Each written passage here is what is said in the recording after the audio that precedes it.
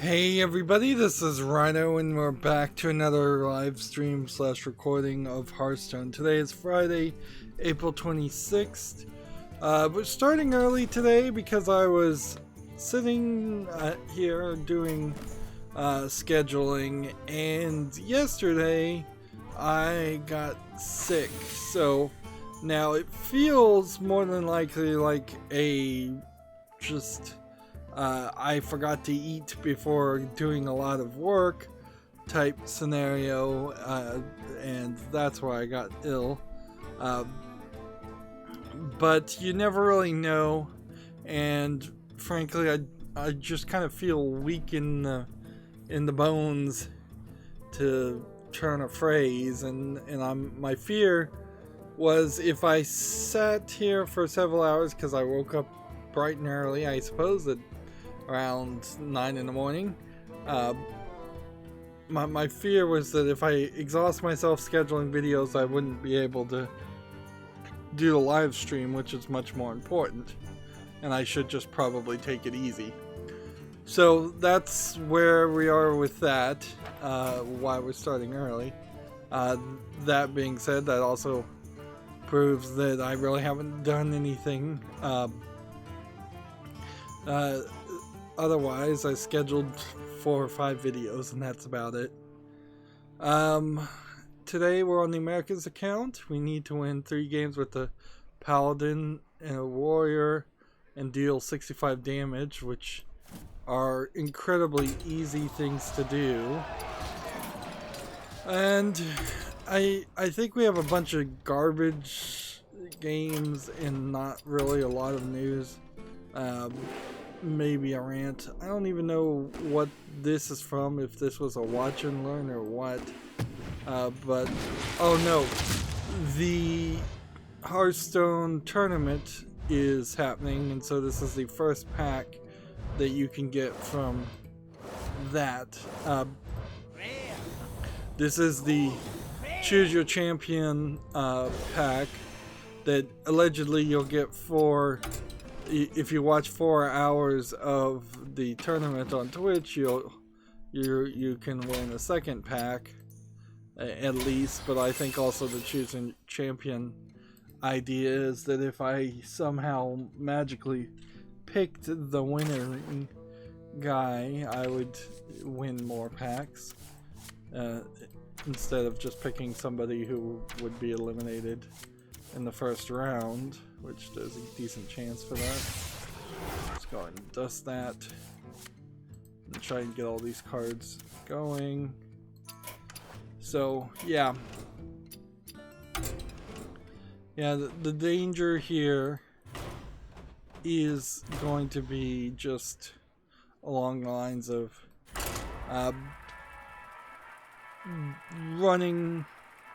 running slow, getting quiet, and not really making much content. So I'm gonna try to avoid doing that so much by just having a shorter experience.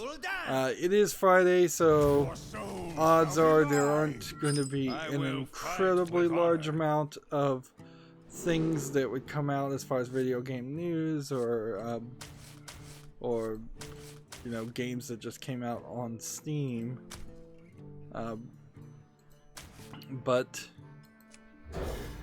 there very possibly will be a few that are just going to be left. So I'm still trying to get my head around what numbers mean in the video game industry. There's actually quite a few stories that are here as far as today, as far as stories. The first one is Tech Raptor, and I'm just going to read this story because some of the screenshots might not be family friendly. I just saw a YouTuber's video of a woman, I think her name's Leanna K,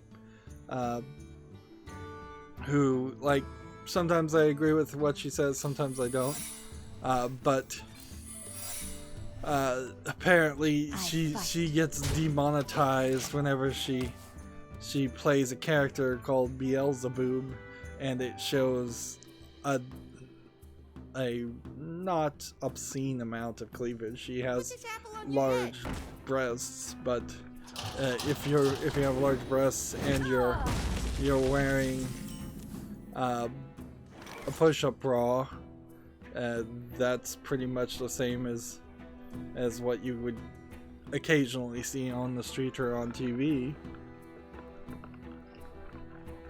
in your average show. I guess that's probably evidence that I should care about maybe censoring my channel a little bit more, but heck, my channel's not monetized in the first place, so I'm not even going to spend any energy or effort on something until I have 1,000 subscribers and they let me in the YouTube Partner Program, which are 2 questions. I mean, I wouldn't be surprised, frankly, if after the long struggle of getting 1,000 subscribers, which really shouldn't have been a long struggle, but clearly gaming channels are not promoted at all. I wouldn't be surprised though if after that long struggle, after already being in the YouTube Partner Program, they still say, no, we're not gonna let you in. We have enough. We have enough video game channels. And along that same theme, TechRaptor's article here is Nutaku, the adult/lewd sex game site, has now 25 million users, which is quite a lot considering how they, I do believe, are self-publishing everything also. So it's not really a case that Nutaku is gathering from many different developers really good games and then publishing them on one store. It's more that they are hiring developers to make games for their store, and I think pretty much exclusively for their stores. But 25 million users seems like a big number. The other big announcement is the Android store is now in beta. And yeah, there's a certain appeal. The question, of course, of playing an adult game on your cell phone is that you are just certainly asking for trouble. Like, it is eventually going to be you're playing a game on your phone and somebody leans over and sees that you're playing something inappropriate on your phone.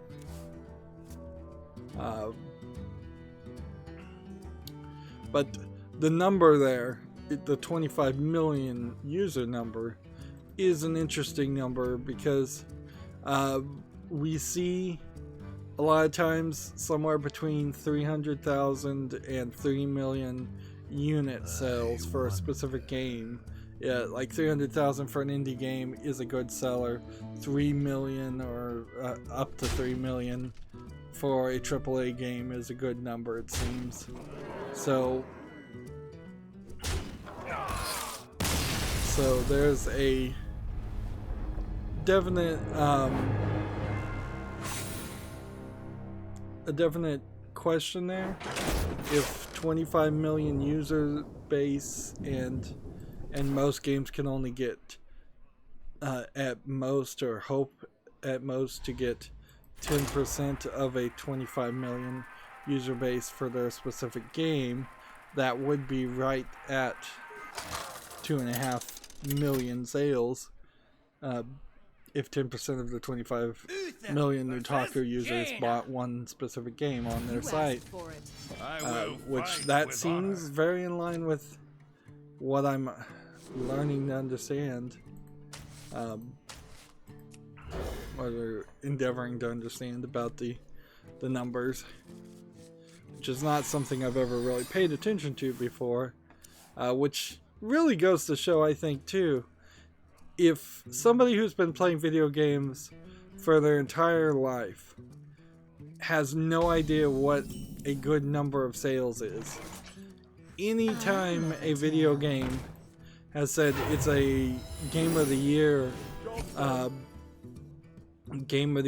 or it's sold over 1 million copies, that really has just been information that's been in one ear and out the other. Like 1 million sounds like a big number, but for a AAA game it really isn't. Maybe it was in the old days, but doesn't seem like it is now.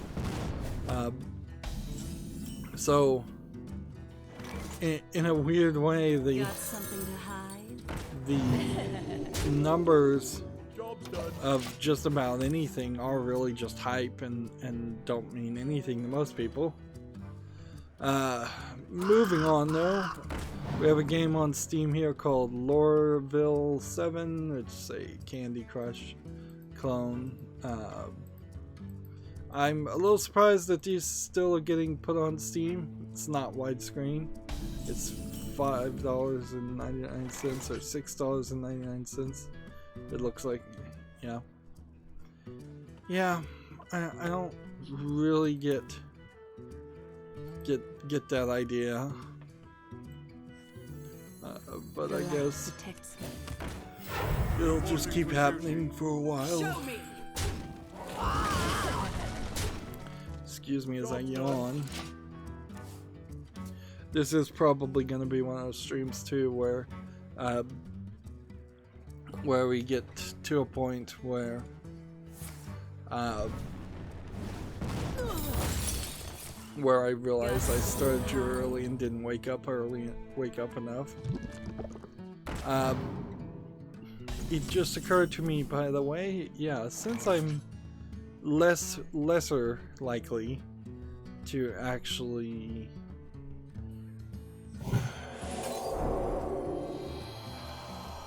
what am I trying to say? Yeah, since I'm lesser likely to actually have a way to make more Hearthstone episodes, and since I'm starting to realize that I'm by the end of 2019 going to be out of as many episodes as I would like to have, I'll never tell. it makes a decent amount of sense to, at the end of this year, change Hearthstone scheduling from every day back to Monday through Friday, and build forward that way. Theoretically, if I stick to a strict 3 episodes every Monday, Wednesday, and Friday, that's 9 episodes for 7 days. That would give me 2 episodes for every week. That's probably as good as it's ever gonna get. I have no idea why people have us play that twin spell and play this card to play secrets when Secret Keeper does not work with it. But I guess it wins pretty often, so nothing to be super upset about. Yeah. Let's see. Game of Sutra has an article here. Snapchat is launching an SDK to let devs use Bitmoji avatars in their own games. Apparently these are what Bitmojis look like. I have seen these kind of avatars. I think they look pretty bad. Particularly, you have a character here with a huge head. Like, just a huge head. Tiny little hands. Tiny hands even in comparison to the controller, so it's not like a perspective thing. It's just the characters have tiny hands. You have a tiny feet, short legs. Also, this is pretty obviously a female character, but it is as flat as a ruler, body type, and no real cleavage or anything like that too. And then giant headphones, giant controllers, kind of a giant chair. Seems very much out of scale as far as this picture is. So I don't know why that would be something that somebody would want to play.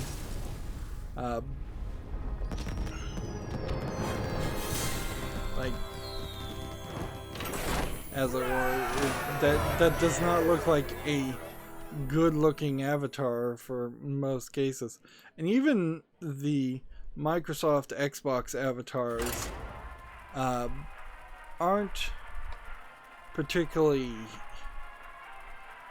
great. Let's just be honest. They looked kind of cool, as it feels like the system should just have avatars, but instead of a flat image as a profile image. I guess avatars in a lot of ways are trying to get away from what you have in forums, where half of the forums, depending on what forum you are, just have like silly, stupid profile pictures or anime girls, depending on the forum, as profile pictures. So that I could see the idea of avatars trying to replace that and limit it down to, well, you can only do these certain things. Reporting for duty.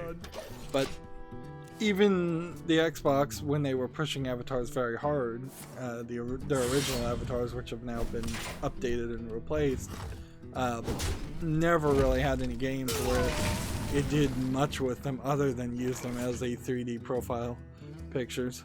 The live 2D that is now being used a lot in visual novels could potentially take a lot of the 2D image profile pictures and put a little bit of movement on them and a little bit of life on those types of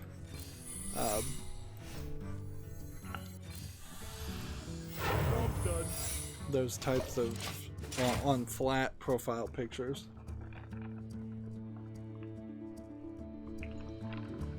But I'm pretty sure if you can even have a custom avatar on like the Google Play Store, you only pick from like 12 pre-made things, or maybe there's an upload your own image option that nobody uses.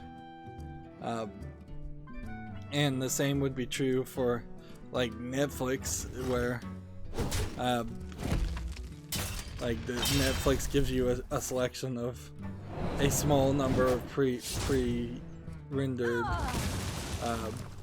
avatars. It's just fine because it's just an account visual reminder. Doesn't really do anything else. Got something to hide?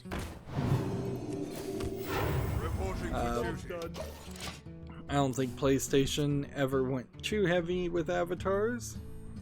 I know the Mii's on the Switch, well, there never were Mii's on the Switch, but Mii's were killed, and so there's really no avatars for Nintendo.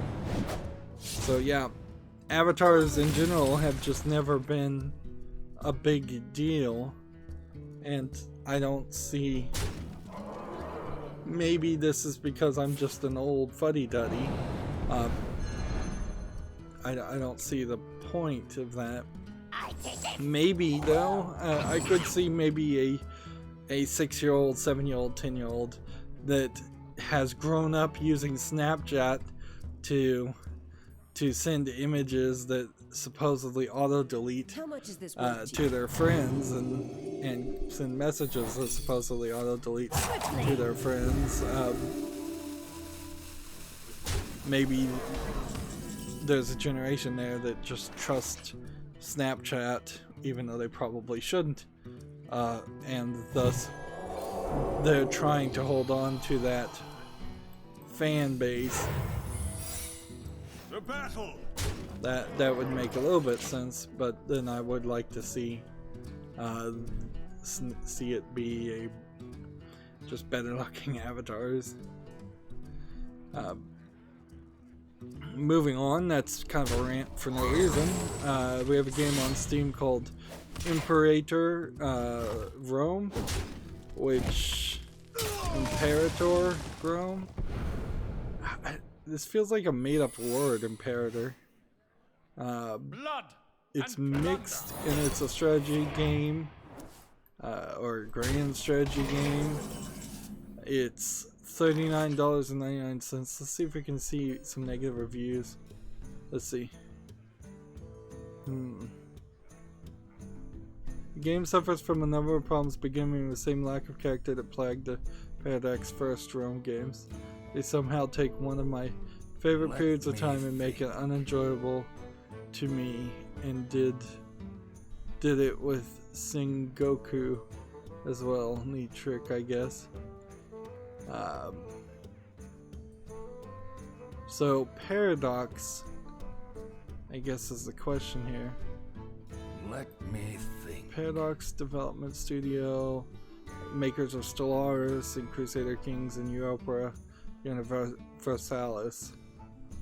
So that's like a big name developer and self-publisher, and they just snuck out this game, and I haven't heard anybody mention this at all, and it's mixed reviews. I think for me in particular, though, I'm in a better position because I kind of already know that I don't want to play a lot of these grand strategy games. I probably only have enough energy in me to play a few, maybe 5 grand strategies over the course of maybe 2 decades, if that much. Like, it's not even a style of gameplay that I want to get into. Unlike, say, JRPGs or fighting games, which I actually do want to get into and cover, grand strategy games seem to be such a niche audience in the first place that there's enough people that know to do the research, and it seems likely that if you play a grand strategy game, you're the type of person who would do a lot of research in the first place. So I wouldn't be surprised if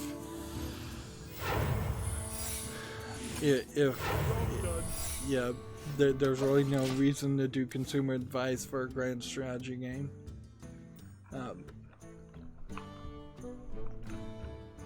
I also heavily suspect that people who play grand strategy games probably have a favorite series or a favorite game that they stick very close to.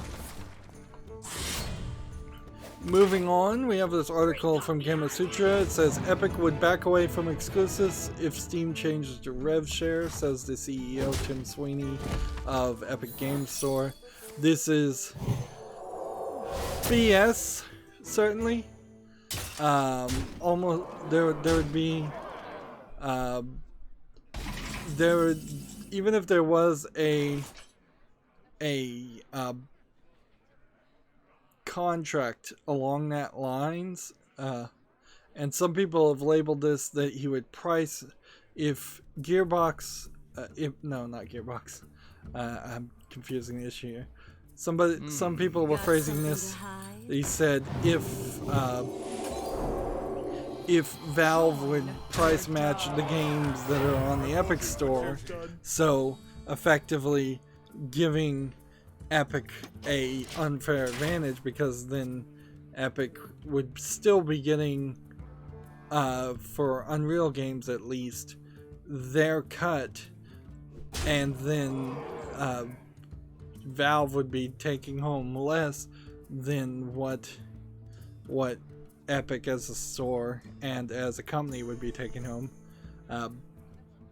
For simplicity's sake, I could look up the real numbers, but let's say it's Valve takes a 30% cut, and on top of that 30% cut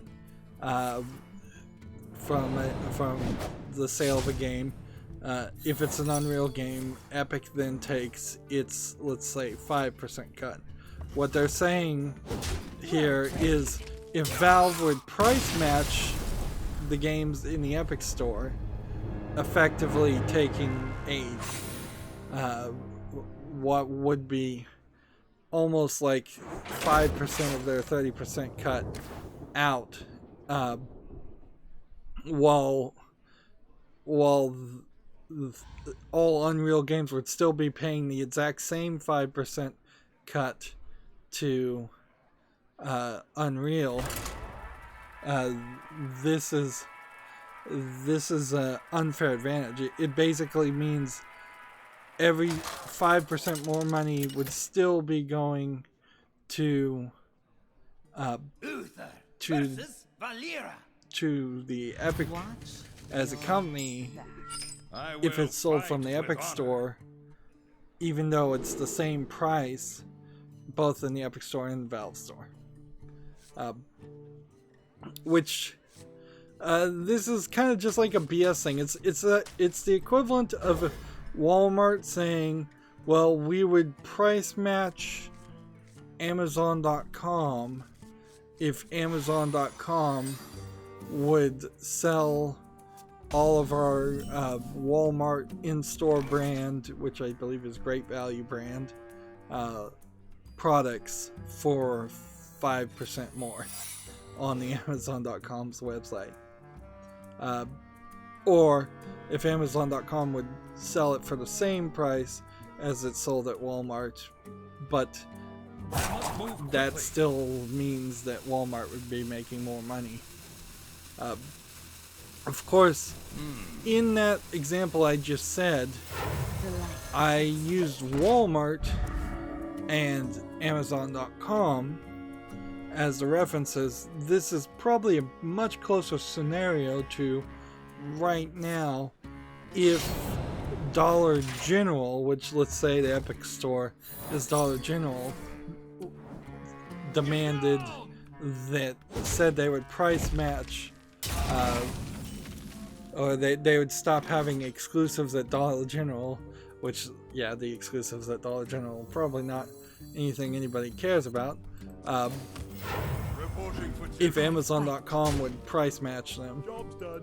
So imagine Amazon.com selling a bunch of Dollar General fire sale garbage products, which Amazon.com already kind of does that, but they try to do a little bit of quality control. The Brotherhood shall prevail.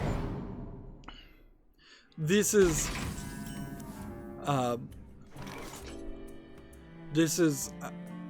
probably in part showing the hand of Tim Sweeney, and I think in part Gearbox and many other publishers and video game developers in general, that I wouldn't be surprised if there has been some collusion,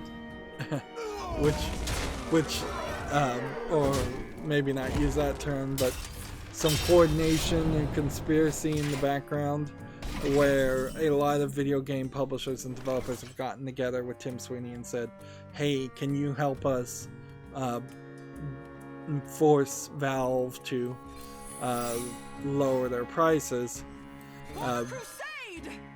Because inherently, if Valve called them on this and agreed to this and lowered their cut,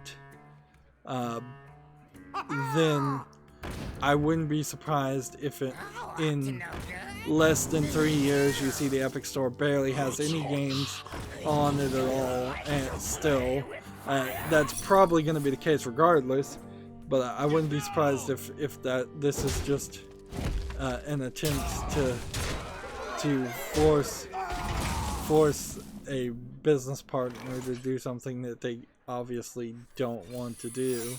Got something to hide? And there may not really be anything too dishonest about this attempt.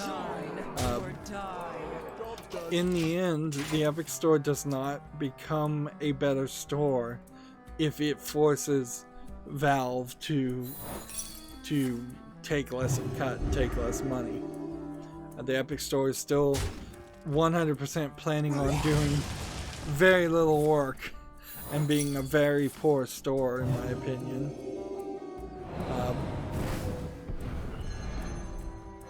And meanwhile, Fortnite, despite the success of Fortnite, it doesn't feel like Epic is really doing too much. And if I was Valve, I'd probably either say nothing, which is probably the right move, or tweet back, we'll lower the cut if you give us the Unreal Engine, because that's really where this should go. Is there should be probably a splitting of Epic between the company that works on, improves, and makes the successful and useful Unreal Engine, and a company that makes video games like Fortnite, and the two should be separate. And frankly, Valve would do very well to have the Unreal Engine instead of Source. Which, this is probably where that comes from. If I did more research, I wouldn't be surprised if Valve and Tim Sweeney have had a hostile relationship for quite a long amount of time, because Epic has been making Unreal for a decent amount of time, and Valve has been making a competitor to Unreal. In fact, I wouldn't be surprised if the Source engine itself was originated as a competitor to Unreal.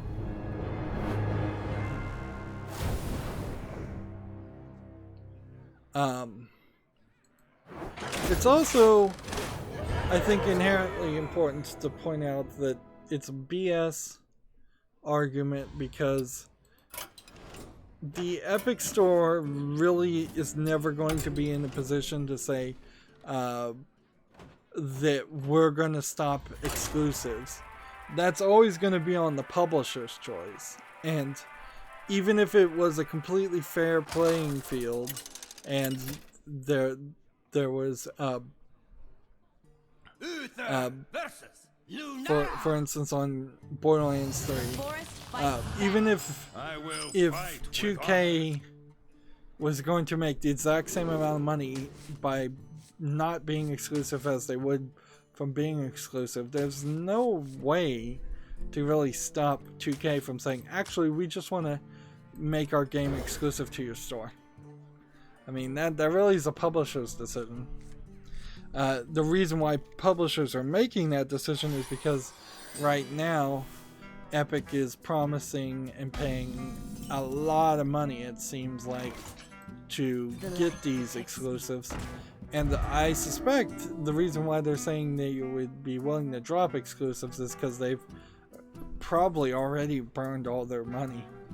They were hoping, I heavily suspect, to come out smelling really, really good with the first few exclusives. And ever since the Epic Store launched as an actual storefront instead of just a launcher, What shall we hunt? it's been this spiraling poop storm, to say the least, and they have never been able to get really any good will amongst the player base. And so I wouldn't be surprised if soon we'll hear stories that the Epic Store is going to slow down or shut down completely.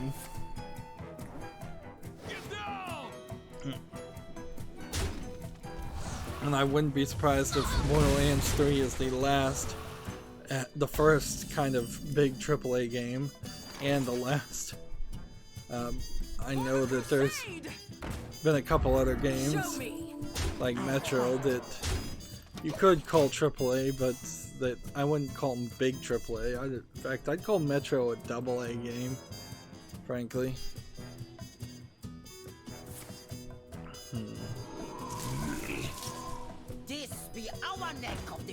Let's move on. Next we have a game on Steam here called Dinosaur Bone Digging, which it seems to just be a find the hidden object kids game. I think these single-minded style of games are usually just too simplistic. It's $1.79 discounted. If you have an extremely young kid that you want to be a PC gamer, maybe it would make sense to get this, but really you probably would want this on a mobile format so you can play it on your cell phone when you're out and about. And quite frankly, since there isn't enough support of I'll never tell. since there's not really enough support of kids games on Steam and PC, it's really hard to justify having kids play on PC.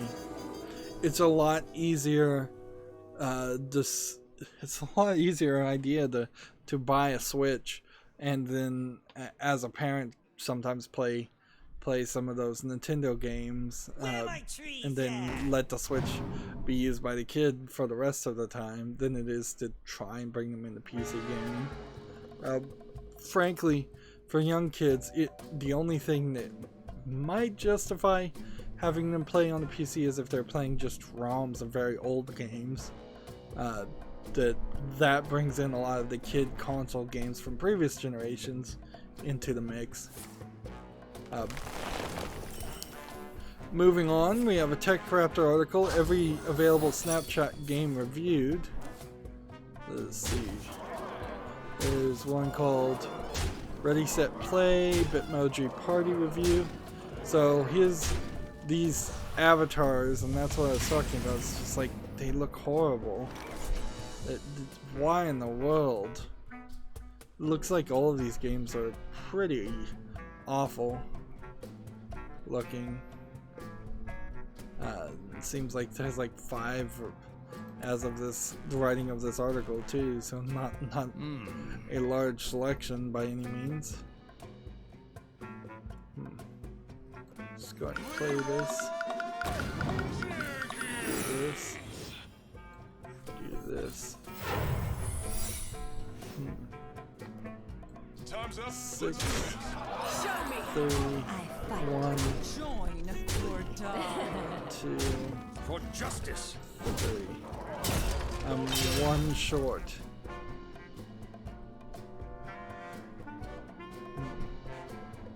But I'm gonna lose, unfortunately. Next we have a game on Steam called Galactic Campaign. It looks like a space game with a little bit of polish on it. You know what gets me about this? This is tagged casual, and I think it might be a little bit more casual than your standard space game. It doesn't seem like you're flying around in a spaceship. It doesn't seem like you're doing anything like that. Instead, it says it's a political campaign where everything is allowed. It's $11.99. I'm willing to put this one on the fall list and see if people like it. Because really that's more of a political game than it is a space game. It's just a political game that kind of wisely set itself in a space world so that you don't run into any potential accusations of being a troll game. I'm gonna switch over to Custom Paladin over here and see if Custom Paladin plays any better than the Hearthstone deck tracker or HS Replay decks, because I was winning quite a bit with Paladin before, and now now I'm not winning, and I don't think I'm playing that badly. I will fight with honor. TechCraft has an article here. Hell is Utter Demons review. Hell hath too much fury. This looks like it's a bullet hell shooter game, if I was to guess. Or some kind of shooter game. I'm not sure I particularly like the monotone color base of all of this. They give it a 6.5 good. A fun but frustrating bullet hell shooter with some of the best pixel graphics and chiptune sounds out there. Okay. So, pros are challenging but mostly fair. Arcade mode adds lots of playtime, amazing game feel. Cons are steep difficulty curve, which that immediately causes me not to want to play it. Cheap post-final boss scene and some annoying level design. So that's not anything interesting. Put this apple on your head. Gametsu has an article here. The Swords of Ditto are coming to Switch alongside a free Mormo's Curse update on May 2nd. New locations, weapons, toys, enemies, and bosses, and no more permadeath. Now, the Swords of Ditto is the game that was not well received because it looked like the other Ditto games that were Zelda-ish. Or am I thinking of some other game series? And totally. I'm not even sure. There was a series most definitely that was Zelda-ish and mostly, for the most part, played like a Zelda game. But Swords of Ditto definitely wasn't it. For justice. They've been trying to patch and change things after the initial poor reception there. But I'm not sure if the DLC and all will fix it. I guess now that it's coming to the Switch, maybe you can find a new audience and people will give it a second chance, although the odds of that are kind of low. I would heavily not expect somebody to be given a second chance.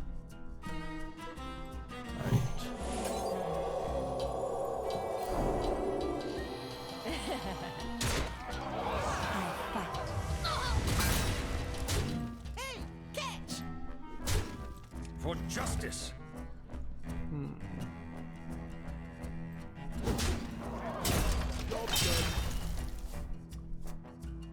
Let's see. Gamatsu has an article here. American Fugitive launches May 21st for the PS4, PC, May 23rd for the Switch, and May 24th for Xbox One. Seems like it's a top-down twin-stick shooter game. Looks like a mobile game more than anything else. Like a GTA style of game in the old school appreciation of GTA.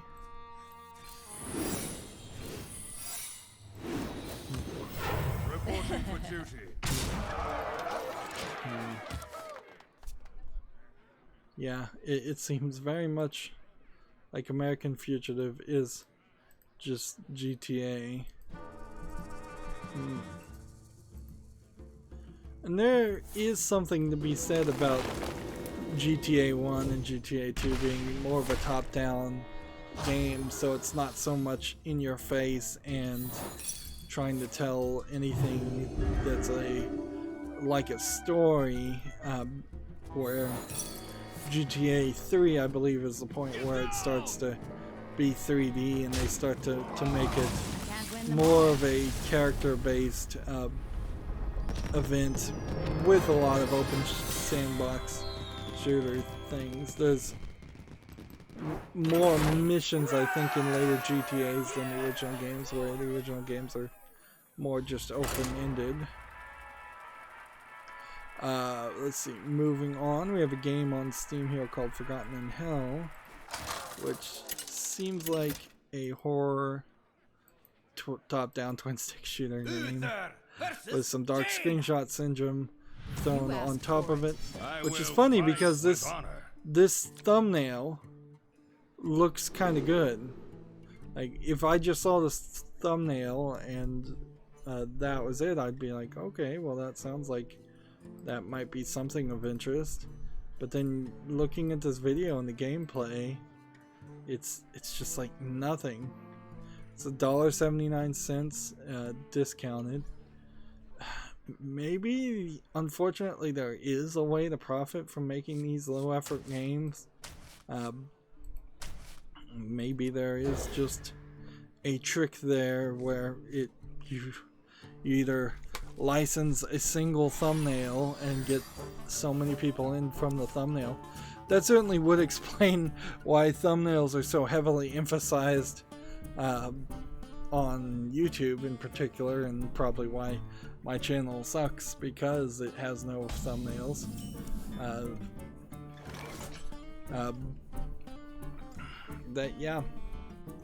Maybe the packaging does a lot more of the selling than I thought it would. Put this apple on your head. Certainly would explain why all the packaging on every product ever looks so highly polished. Shields up.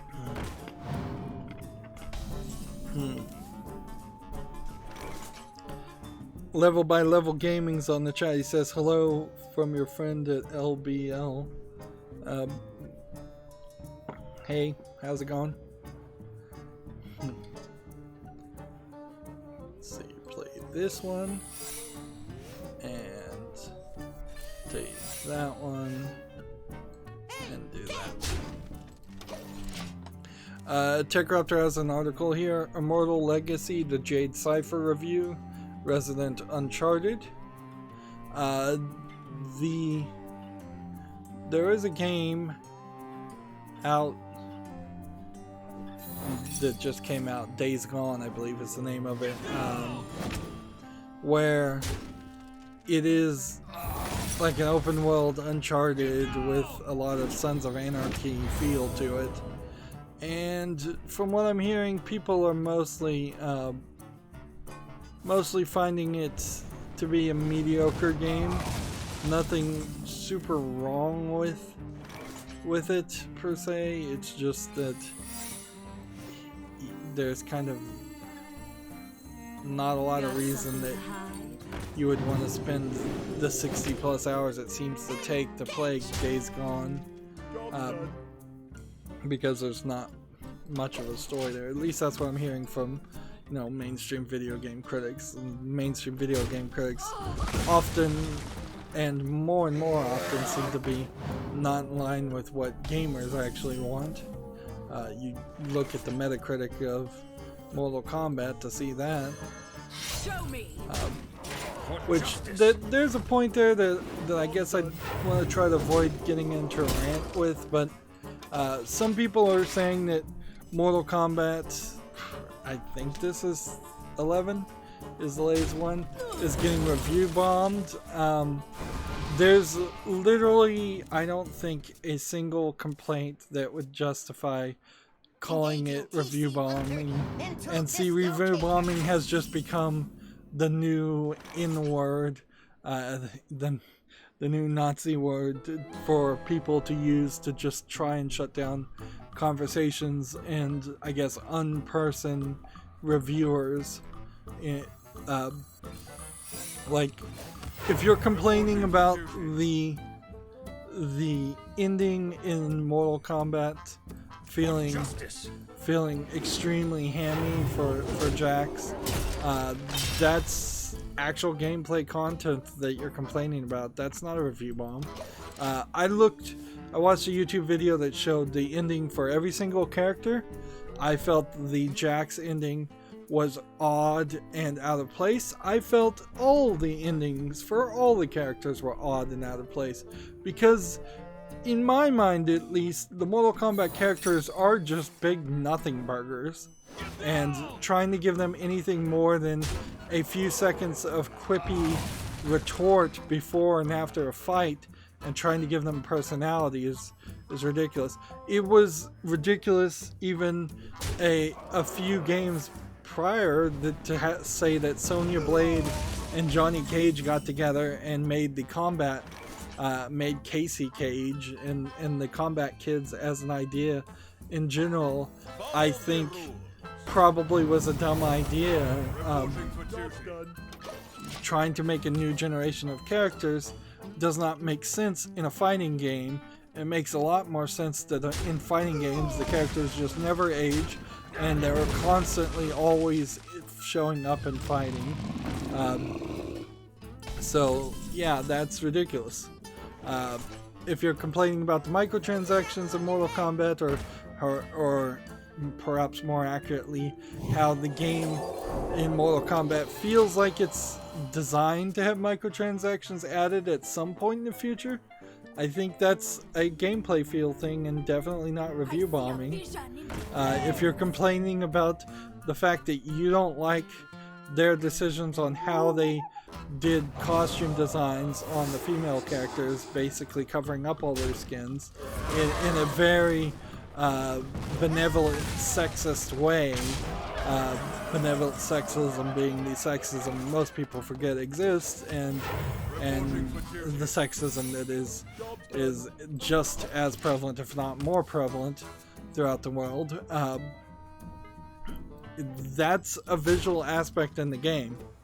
When Steam said they were going to counter review bombing, they kind of were talking about DRM and things you wouldn't see or feel, or at least they were making the argument, the way I was taking it and not interpreting their words, that it would be things that either a developer or publisher said or did outside the game, or DRM elements that are underlying in the game that you don't really feel, or an average player doesn't really feel.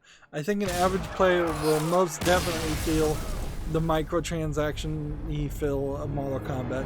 I think an average player, if they make it to the ending of Jack's combat tower and see his ending, where he, in a kind of curt, brief way, eliminates slavery from ever happening in the timeline. In comparison, I'm Sonya Blade in her win scenario. She turns like all of her friends into gods at the end and makes the God Squad is what it's called. So all the endings are ridiculous. Those are all just things that I will fight with honor. That all felt silly, and I don't know if there really needed to be any story there. The bigger story is most definitely the fact that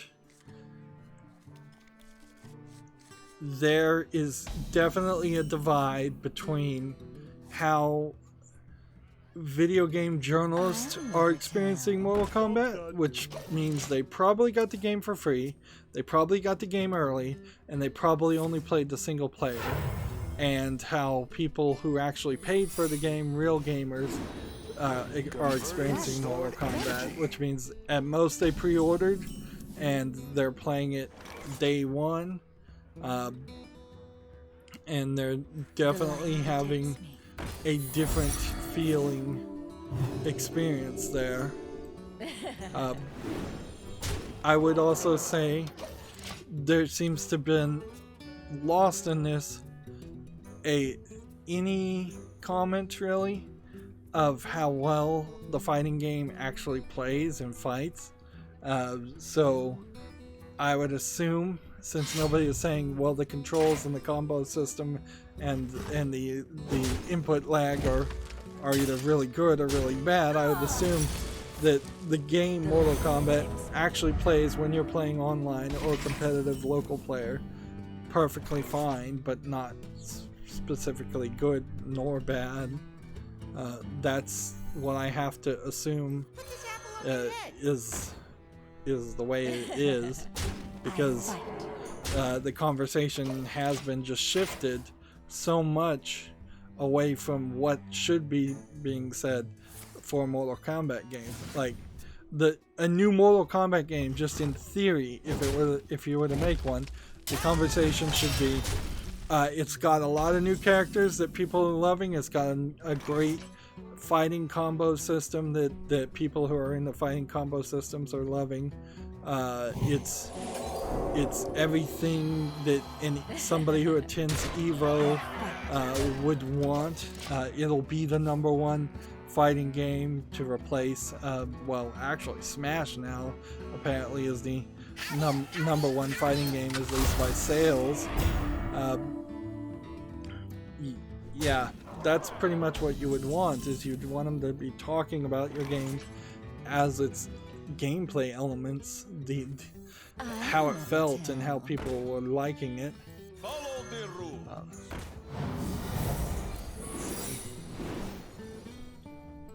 So if I hit this one, and I hit this one. Level by Level Gaming said, what main streamers do you watch on YouTube? Mainstream, well, when I say mainstream, I mean mainstream video gamers. So I think you're probably asking what main video game streamers. When I say mainstream, I mean journalists, people like Giant Bomb. Mostly I've tried to limit myself down to only watching Tech Raptor, Game Informer, Gamma Sutra, and GameIndustry.biz. No, I don't follow Game Informer. I don't know why I said that. GameIndustry.biz and Gamatsu. So the same people that I talk about articles, that's who I mostly try to listen to. Now I do still stupidly listen to the Jimquisition, which is, well, we're done today, so I'm going to move over to the European account, and I'm not going to break up the episode, I think, today at all. So that's kind of the mainstream news people. As far as video game streamers on YouTube, there's a couple of not Hearthstone players. I don't watch many of them at all. Although I follow Kriperian and Disguised Toast, I really don't watch any of their content on YouTube. Same way I follow PewDiePie, but I really don't watch a lot of his content either. There's a couple of Minecraft streamers that I follow, but I'm about, I think, time to wrap up watching a lot of the Minecraft streamers too. One's named is iJevin, one's name is Chosen Architect, Captain Sparkles, and his friend Zine.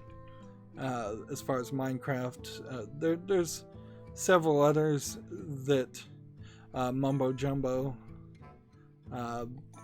is another Minecraft streamer. There's a lot of them, but for the most part I skip a lot of their content. In all honesty, there's not a lot of YouTube streamers or Twitch streamers that I watch to play games. Just because that's what I'm doing and making content, and in the same way actors don't really watch a lot of movies, you run into that same scenario. Like, sorry as I chew ice over here. I follow Game Grumps, and I think his name is The Completionist, but a lot of times I'm not watching much of their content. So in a weird way, when I'm going to YouTube, I'm actually going to see something different. And on the few occasions where I have actually gone to Twitch to watch streaming, I try to watch. I usually just go to Twitch once a month or so, once every couple months, to see what the #1 streaming thing is. just to see what games are popular, and so I just look at the front page and then leave. Let's make a combo deck here. Let's see, this. So yeah, sometimes I've gone to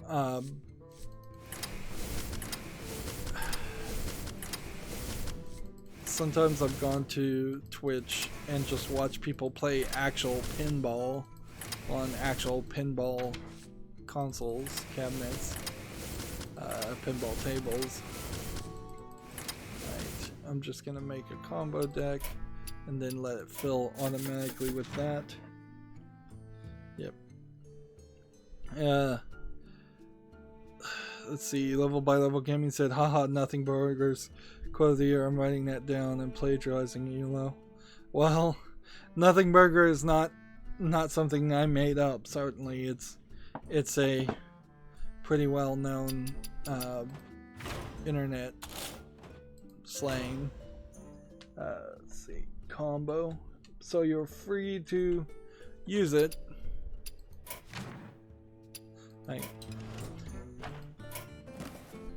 Alright, that should set us nicely. Now, almost certainly, I will run into a scenario here where, for the European account, there will be a new daily quest that comes out after I'm done streaming. But I guess that's pretty much it. Watch your back. Level by Level said, yep, I see. So as I was talking there, it takes me a little bit of time to go around to actually respond. So to get back to this game, Immortal Legacy: The Jade Cipher on PlayStation VR, they gave it a 7.0, very good. Scroll back up here and just see what this was. It's like a horror game, it looks like, or oh, it was originally known as Kill X, and it was involved in Sony's China Hero project. So this is a Chinese game that Sony funded development of. I didn't realize the Chinese Hero project, they only seem to announce that a couple of months ago. I didn't realize they were going to have something to show with so quickly. I thought that would take years. But yeah, Mortal Legacy: The Jade Cipher's clunky controls and iffy late game bosses hold back what is fun. It's weird. If weird, it hold back what is a fun, if weird VR first-person shooter. Pro fun gameplay, great bosses during the first half, quite a few scary moments, and a fantastic soundtrack. Cons are an iffy plot, clunky controls. Second half bosses are pretty terrible, and bad voice acting. So it does seem weird that Sony, well, it's weird in a lot of ways that Sony would support in any way a Chinese company.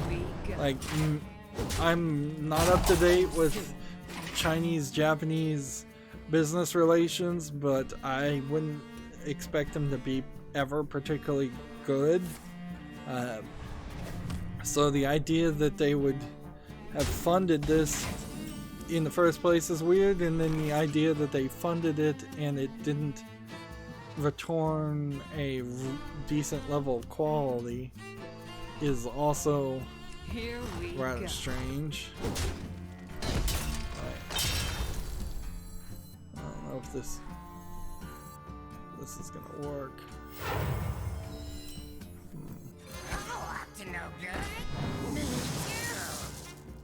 Deal 2 damage. Nice. Let's see. Level by level game. Said I'm just old and don't know my lingo, man. Nothing burger seemed clever to me. Yeah, it's a good phrase for for a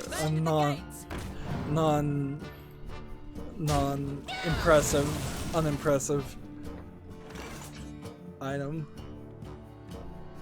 or thing. Let's see, battle cry 2 damage, then combo 2 damage here.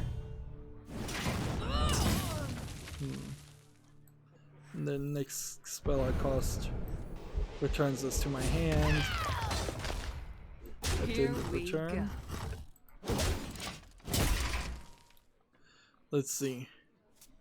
GameIndustry.biz has an article here. Hatch Entertainment wipes nearly £2 million, or no, this is €2 million off Rovio's Q1 profit. Rovio still posts solid results as the newly launched Angry Birds Dream Blast becomes its second biggest title. So Hatch Entertainment is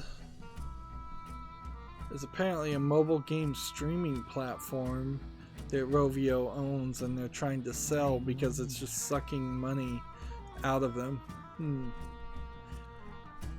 I guess this is a little too inside baseball of a story for me, though, frankly. The truth of it is, I feel like Angry Birds is probably pretty close to Rovio, and Angry Birds are probably pretty close to being bankrupt because they tried to grow so big so fast with Angry Birds merchandising and Angry Birds movies. I think the movies in particular probably got them a lot of money in the short run, but made it fairly obvious that there wasn't going to be a lot of extra content. Let's see. This and let's see, combo cards should trigger twice when I do this, right? Your minions, battle cries, and combos trigger twice. Oh, so only minion combos would trigger twice, not spell combos, because then I would have like 2 head cracks in my list. Next we have an article from TechRaptor. Persona 5S announced as Persona 5 Scramble at the Persona Super Concert 2019. This Scramble is, I think, a action-based RPG where, action RPG title, where the previous Persona games have been more of a turn-based RPG. Thus the phrase Scramble there. Let's not show that trailer because that's from Atlas, and Atlas hates streamers. To make a long story short. This guy's toast. So yeah, the idea of a sped up Persona game seems interesting. I would say this looks a lot like a Warriors game. You're playing in this trailer as Joker, and you're beating up like hundreds of demon looking creatures.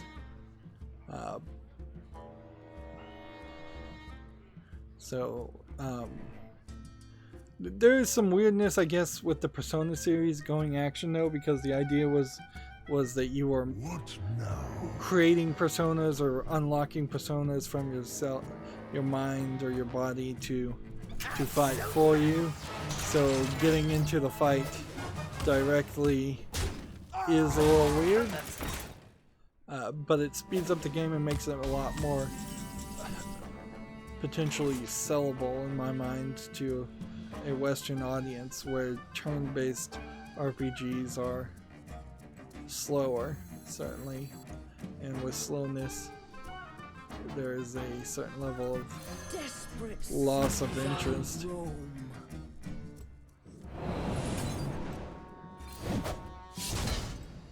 Lights out.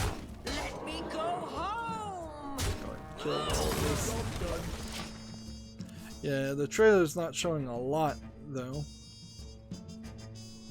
Unfortunately, even though the Persona series has the potential to be on PC, and a lot of the games are on, well, I think some of the games are on PC.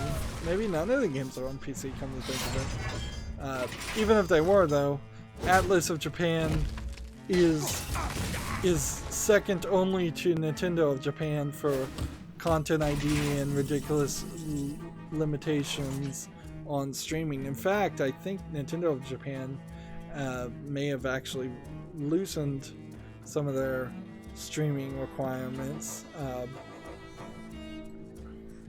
to the point where Atlas of Japan might be the worst game developer to try and show any of their game footage. Toast. Let's play this. Just keep playing that every turn. So, yeah, I'd love to think about playing Persona 1, 2, and 3, because then that would be a long list of very different JRPGs that would feel different and look different than your standard Dragon Quest or Final Fantasy looking game, or something like Neptunia that looks very anime. Persona does look anime, it just looks like its own very specific anime style. Let's see. This. I usually work alone. And this. Then end the turn. Let's see. Level by Level Gaming says, "Hey man, only had a few minutes to watch. See you next time." Okay, bye. Thanks for watching. A view, even short, is better than no views, which is, frankly, even the live streams of Hearthstone, particularly on Friday, have gotten down to like 1 view, two views at most.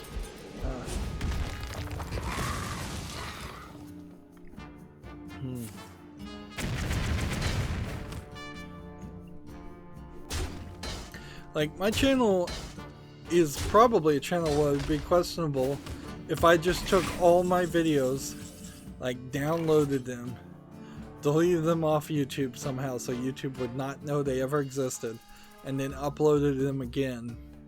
I wouldn't be surprised if I got more subscribers that way than anything else. Just a fresh start. Because I feel like YouTube has put me in some kind of category of just do not recommend this to anybody. Here we go. That I've been basically shadow banned from YouTube. But I think a lot of YouTube creators feel that way, and it's probably true for a lot of YouTube creators. So probably wouldn't help or work if I did try to make a second channel and just upload all my old videos again. And yeah, it'd be too much work to even try. This would be a good time for a master. Moving on, Gamatsu has an article here. Layers of Fear launches May 28th. I covered Layers of Fear. You can find the playlist for it on my channel.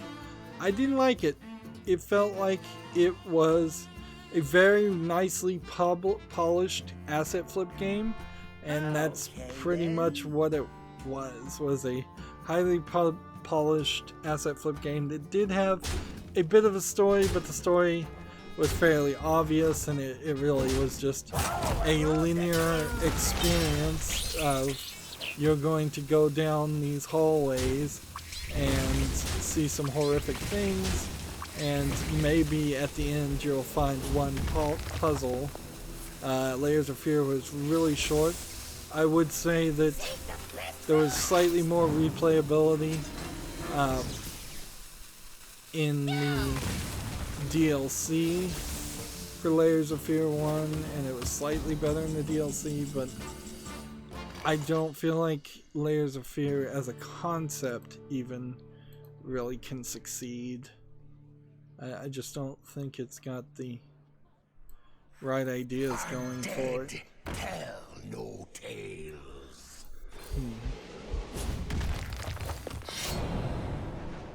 Here we go. Moving on, we have a game on Steam called Steamcraft, which looks like a clone of several other games where you build your own vehicles and then fight them. This one is already rated mixed, and that's enough to make me dismiss this game. We've seen several other instances of this, and this one is $9.74 and 25% off.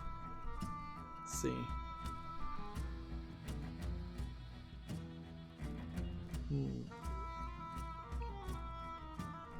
This game is like a lesser version of Warcraft and cross out. There's less weapons, less customization, etc., etc. So yeah. If there are better games already on Steam, and then why in the world would somebody want to buy your new version that's lesser? Next, we have an interesting story here from GameIndustry.biz. Codemaster moves its F1 team into the new Birmingham studio. Studio head Ian Flatt says new premises allowed the developer to recruit even further to expand the franchise. Let's see. It seems like they probably didn't move too far. Like the idea of moving an office from one part of the city to another part, even that much could be, frankly, asking quite a lot on the employees.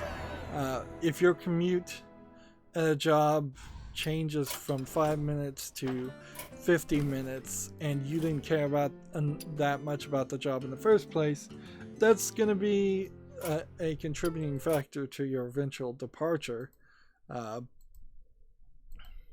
That being said, I've also personally experienced jobs that were literally 2 minutes from where I lived, and jobs that were like an hour commute from an hour or two and an hour back.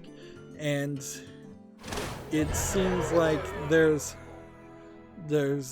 not as much of a difference once you realize that. It feels like there would be a lot of difference, and there probably is, but not as much as you would think.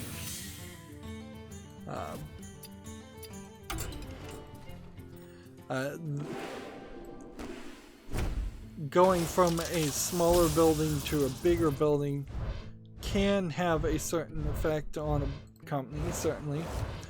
This whole article is kind of just an advertisement thing. It's like, we got a bigger building, we have more space, that's great. It shows a level of commitment. I have worked certainly in offices that have not done anything to their building in 30 years, and it's just like, well, if you don't even care to put a new coat of paint on these yellowing walls, then you probably aren't going to take very much care of the employees. On the other hand, if you build $1 million new building and you haven't given your employees raises in the past 10 years, that can also have a demoralizing effect. But buildings in general don't matter. Like, as long as it's not horrible. It's not terrible. Soul shall be mine. I will fight with honor. A lot of the schools in the United States, for example, are 50, 60 years old buildings that are very minimally maintained, and most people don't care about it enough to complain until they find asbestos or black mold growing in the walls, and then they start to complain. But yeah, an odd story, not really news, quite frankly. Let's just keep moving on with the rest of the stuff. Next, we have a game on Steam that is all in Asian characters. The entire description is in Asian characters. All I can say is it's tagged as an RPG. It looks like it's some form of an RPG. English is not available. It's $10.55, and it's a Chinese game.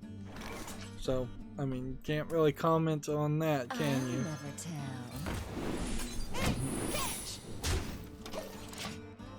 I think we'll probably run into several instances of games like that today. TechRaptor has an article here. Days Gone DLC will begin in June with free survival mode. Days Gone being a game that seems to be mediocre. It seems to be alright. If you've got nothing better to do with your time right now, Days Gone is fine. I would probably say that that the fact that Days Gone has opted to come out before Borderlands 3 is a very smart move on their part, because if Days Gone had come out after Borderlands 3, almost certainly nobody would ever play it. So they did some good publishing timing there. And I don't know if they really would have improved Days Gone anymore for you to have delayed it any further, or for them to have delayed it any further. That's a unless they were gonna rewrite the story and drastically change the gameplay and make basically a completely different game. I don't think that a little bit of changes would have changed the game much. Moving on, TechRaptor has an article here. Anthem update 1.10 now live. Numerous Act 1 calendar events have been delayed. The rumor is that Anthem is slowing down as far as new content being added and as far as just support in general. Anthem, pretty obviously, what has been a huge failure, and they're now just trying to slow play it in the same way that they slow played Mass Effect Andromeda. And yeah, they're just trying to get as much money as possible before they just put it in maintenance mode and abandon it in the same way that Mass Effect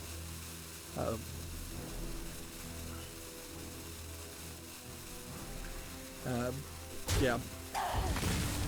And the funny thing about Anthem in particular is that the underlying technology to it is almost certainly going to get used in something for future use. For justice. But in its current form, it's kind of absolutely nothing that you'd want to play. My brood will survive. But I guess that's only true what I just said, that it would be used in further game development if they get away from games as services like concepts. Otherwise, it may the underlying code for Anthem may be added to the development of the next games as service Anthem product, but that wouldn't really matter much.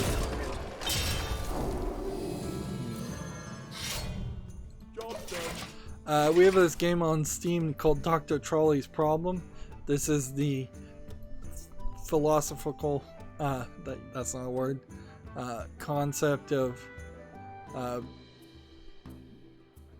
where you have to pick whether the trolley will run over one group of people or another group of people, or just one person or the other person, over and over again. As a low effort asset flip Roblox looking clone game, it at least is going in a different direction here. Like, do you change the tracks and let it roll over one person, or do you leave the tracks alone and let it roll over another person? But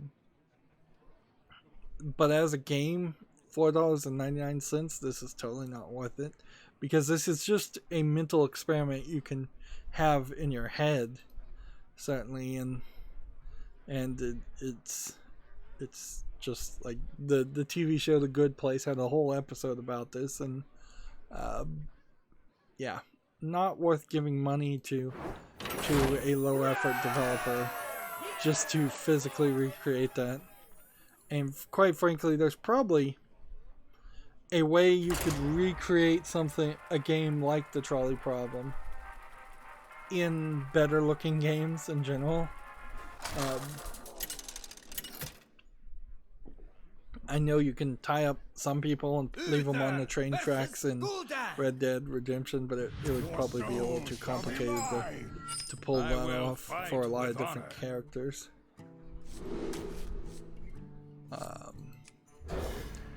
I probably should follow OpenCritic more often, but here's OpenCritic's reviews for Days Gone. They're giving a top critic average, giving it a rating of fair, and 47% of critics recommend it. They say it has strong, exciting moments, but repetitive missions and bland world and narrative. Let's see. Move quickly. How does OpenCritic really work? As far as... See, I don't think OpenCritic is the aggregator that actually has fan reviews, and I think that's part of it. It is, I guess, interesting that GameStop started their Guaranteed to Love It program with Days Gone, so that you can return the game within 48 hours of it being purchased for store credit. You probably would want to take them up on that offer, but also the game is like 60 hours long, so you're not going to play all of Days Gone. I didn't really hear a lot of people hyped for Days Gone though, so I don't know how many people would have actually pre-ordered this game and been hyped about it and seen the reviews and changed their mind about it.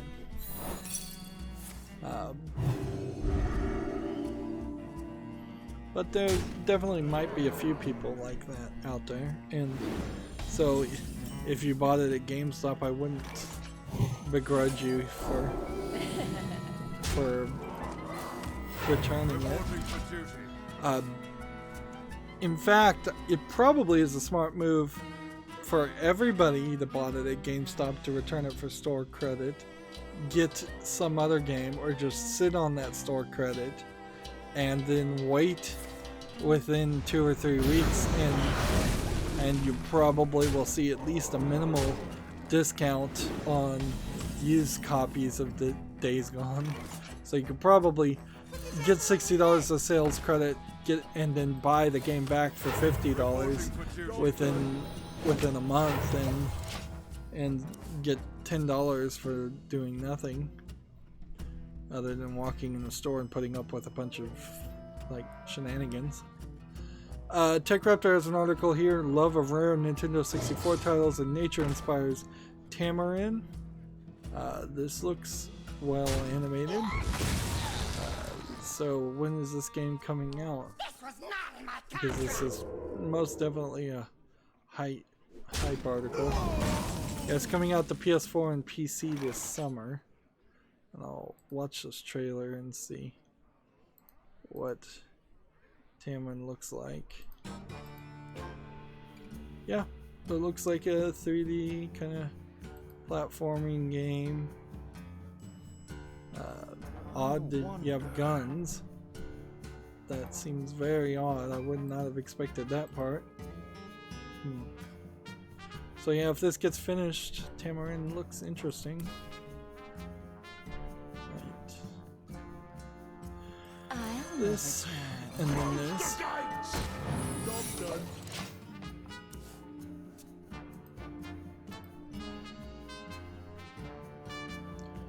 Let's see. TechRaptor has an article here. Icy Survival City Builders. Frostpunk sells 1.4 million copies in its first year, which means, considering how it was a AA game, a kind of indie game that was just very polished, I think 1.4 million is a pretty good amount of sales for this.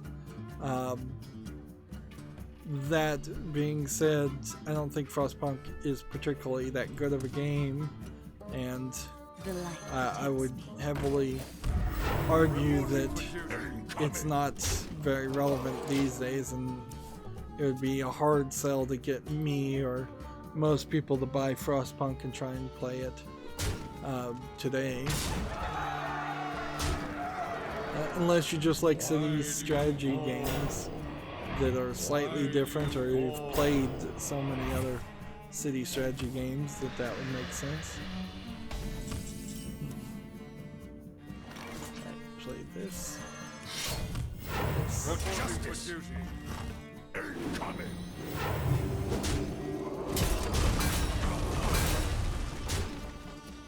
The battle.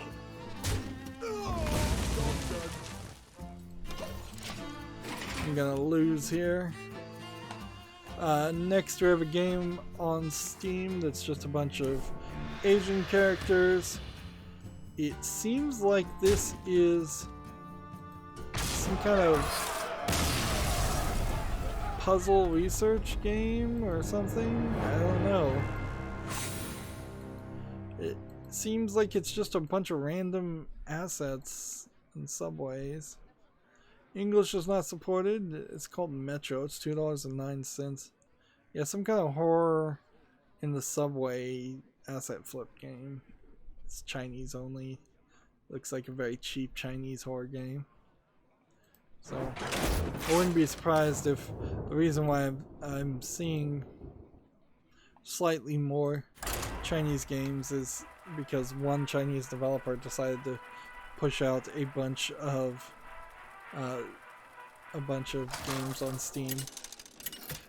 And I wouldn't also be surprised if Chinese developers are given the impression or believe that they have to be approved by the Chinese government before they can even sell the game on Steam, which I don't believe Steam is allowed in China at all. So but I definitely wouldn't be surprised if that's the case.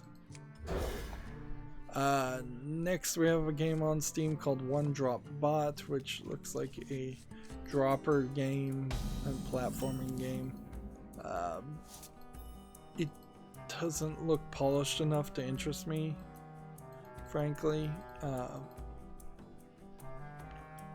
It's $4.99. Yeah, something about the way when I was watching it did not catch my attention.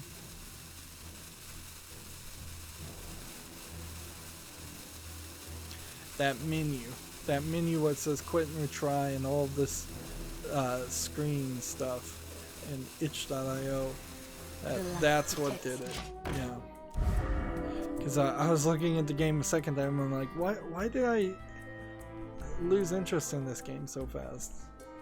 And it's the lack of polish visually. Yeah.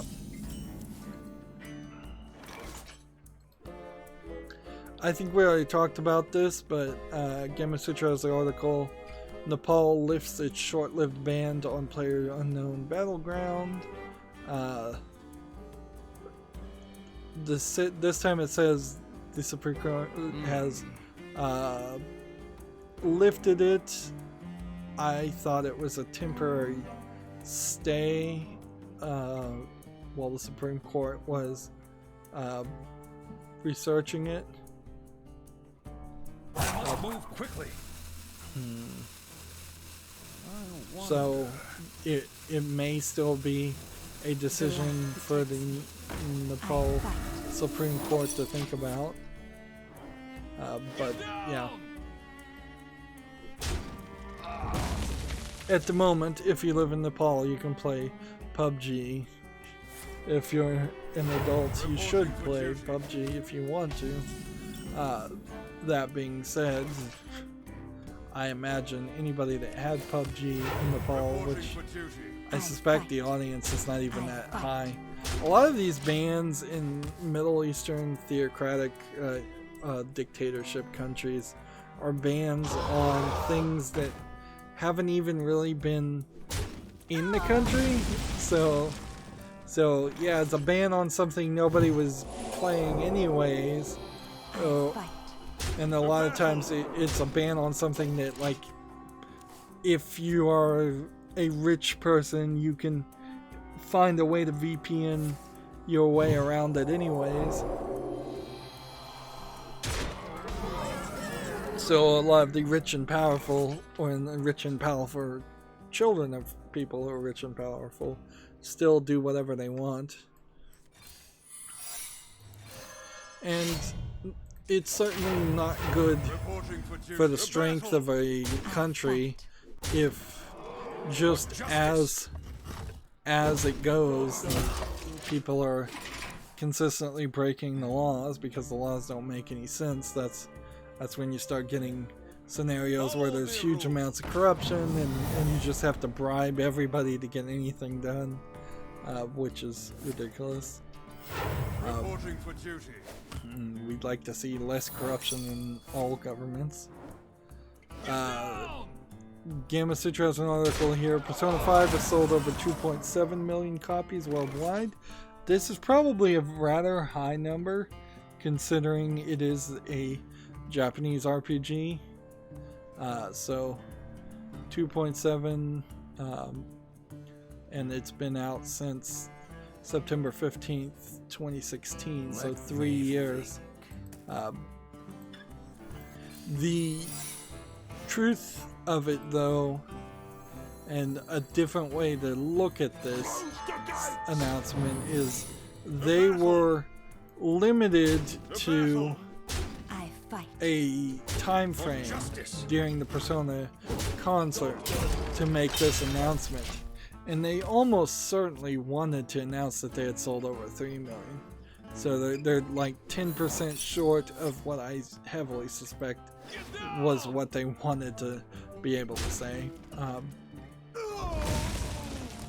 But 2.7 million shouldn't be discounted too much. It is a very large amount of sales for a game that is very niche in comparison. Moving on, we have a game on Steam called Angela's Odyssey, which seems like you play as a fox. And that doesn't look bad. I think this deserves a follow. It's a free game.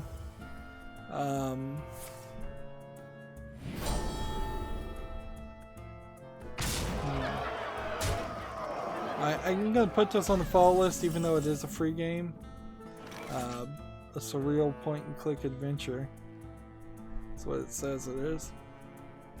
Let me just make sure this developer... Well, the only other games he has is Defense Castle Chile. And what's this? Let me think. And then Hold My Beer is a VR game.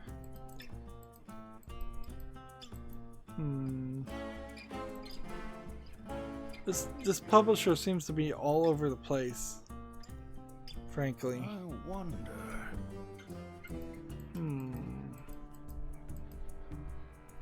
I don't know if this publisher is trying to be better and actually be a good developer, or if he is just kind of somehow stumbled into making something The battle slightly interesting. coming for justice. I'll still give it a follow. Well, you know what? It's a free game. Angela's Odyssey is there. It's free if you want to try it. Buyer beware, I suppose. GameIndustry.biz has a similar article. BioWare delays multiple Anthem features. Quote, this is a long way to go before Anthem becomes the game we all wanted it to be, says BioWare. I don't think there's anything more that needs to really be said about that. Yeah, Anthem is not succeeding the way they had hoped. Let's play some Shaman just to keep it interesting. And let's try to burn through as much of this as possible, because I feel like I may just end up wrapping up if I just start to feel like I'm getting tired, because yeah, I'm still feeling like I might be a little sick. None can escape my fury. We have a game here on Steam called Joe Jump Impossible Quest. This is a platforming game that doesn't look terrible, but it does just kind of look like a Super Meat Boy, like horribly difficult platformer. It's $2.69 discounted. I have no interest in that. Right, so I want to get rid of all the Shaman cards, but that's not gonna work, is it? May need to just make a Paladin deck and a Shaman deck in general. Next we have a game on Steam here called Lost King's Lullaby, which looks like it's a kind of Metroidvania-ish adventure game.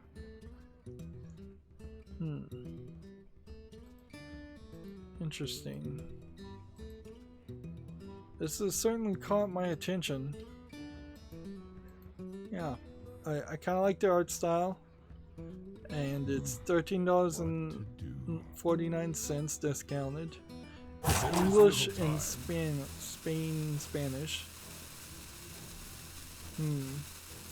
It seems like it is a fighting style similar to what was introduced in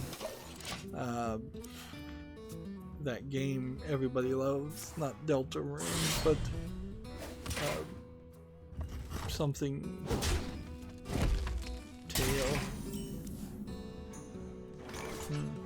Undertale. That's the name of it. Undertale.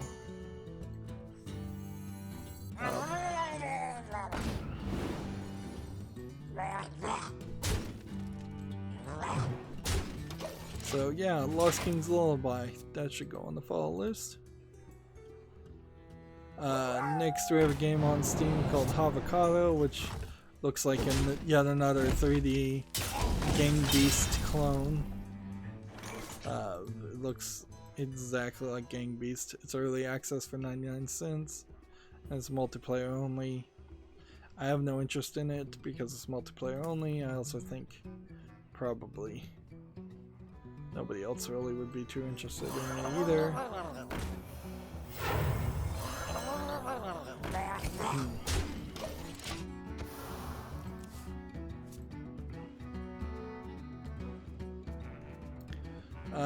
Gamatsu has an article here.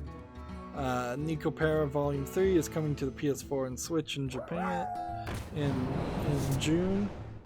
I wouldn't be surprised if Nico Para is censored on the PlayStation. It was censored. One of the Nico Para games was censored, which is kind of odd. It's already on Steam, so let's look and see what the ratings and things say there.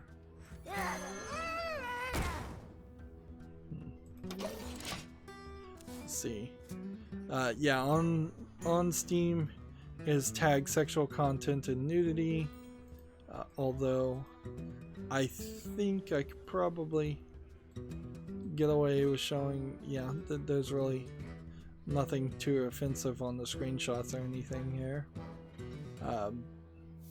Cat girls in maid outfits seems to be a big combination. This is $9.99. Is there a age rating here? Not so much.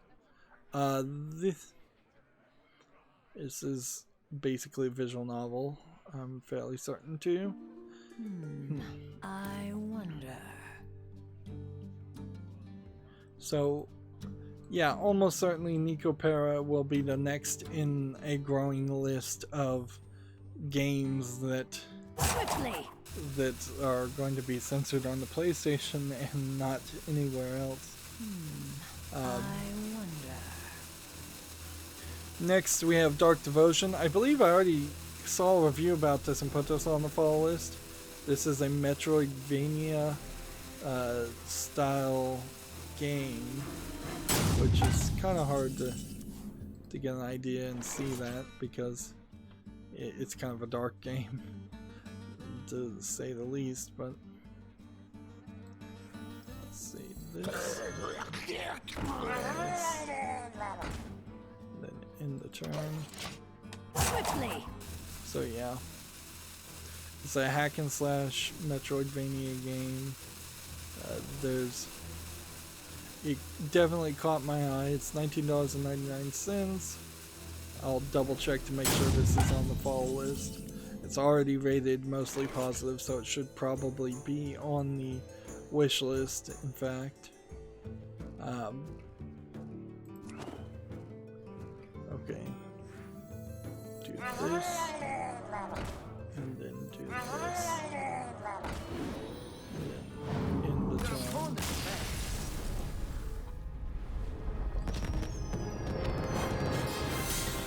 GameIndustry.biz has the same article. Adult gaming portal Nutaku launches Android storefront.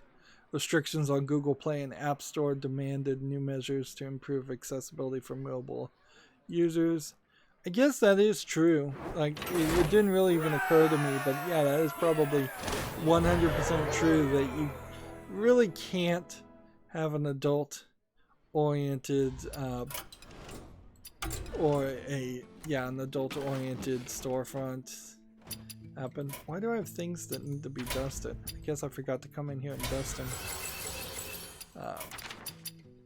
Yeah, let's just make a paladin deck with all paladin cards.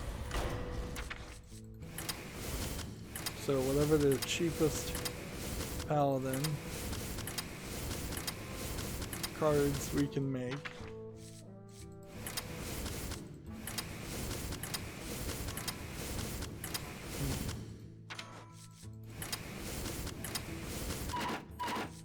There you go. And while we're here, I guess we'll make a shaman deck with the cheapest shaman cards we can make. And that way I can get these daily quests done a little bit faster. Like, I see the end of the tunnel as far as tabs on my Chrome browser, and I wouldn't really be upset if I left some things, because I'm fairly certain that there's no bit of news that really matters too much. I should have played those as wild decks, actually. But whatever. Custom Paladin. Might as well play ranked. Let's see. GameIndustry.biz has an article here. Mario Kart Tour steps closer to launch with a closed beta test. Nintendo's upcoming mobile game was delayed from March 2019 launch date due to concerns over the quality. So hopefully they're going to improve the quality, because it doesn't really benefit anybody if Nintendo gets into cell phone games and they suck.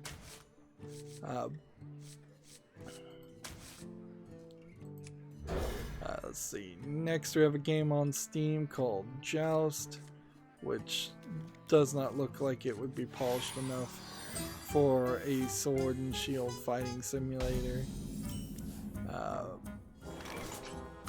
Frankly, even the game For Honor really did not succeed at making a realistic feeling sword and shield fighting game that people wanted to play. This is $4.49 discounted with a special in-user license agreement for no reason. This and then this and then another try.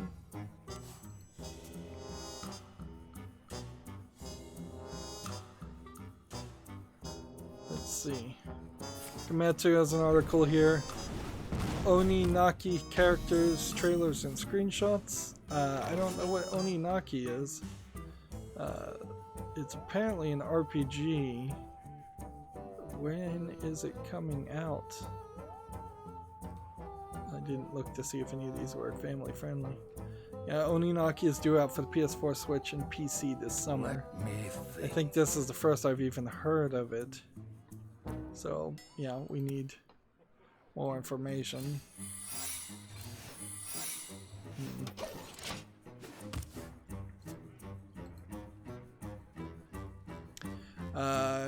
Gamatsu has an article here. Super Robot Wars T demo is now available in Japan and Asia. I'm not sure if it's even going to be if the game itself. Yeah, it's not even coming really to the West. It's just coming to Southeast Asia with the English subtitles for the PS4 and Switch. So they're not really confident in it to take it worldwide, which is fine because I don't think the Super Robot Warriors series is of really an interest.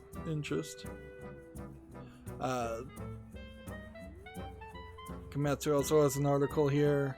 Toho Sky Arena Matsuri Climax is available now for the PS4 and Switch worldwide, as well as the PS Vita in Japan. And they have a DLC character trailer for Yukari Yukomo. This seems like this is probably a beat 'em up game.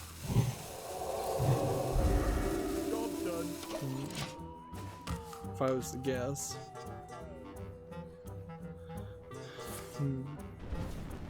Guess I could watch the trailer, but there's kind of no point. Yeah, it's a flying around fighting beat 'em up game. A lot of games in Japan like to use the phrase climax, and whereas more in the Western world, at least in the United States, there's a kind of only one connotation from that word, and people forget the other ways it can be used often. Let's see. Next, there's a game on Steam here that's just a bunch of Asian characters. It looks like it is a top-down strategy, maybe tower defense game. Yeah, it kind of looks like a mobile game, tower defense. English not supported, $8.02 discounted. Another Chinese game. Not a terrible looking Chinese game. If this was like a mobile game, and it was in English, I would give it a thought, at least.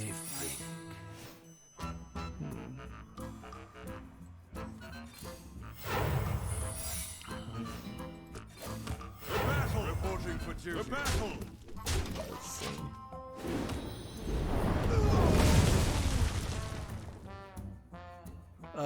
Gamatsu has an article here.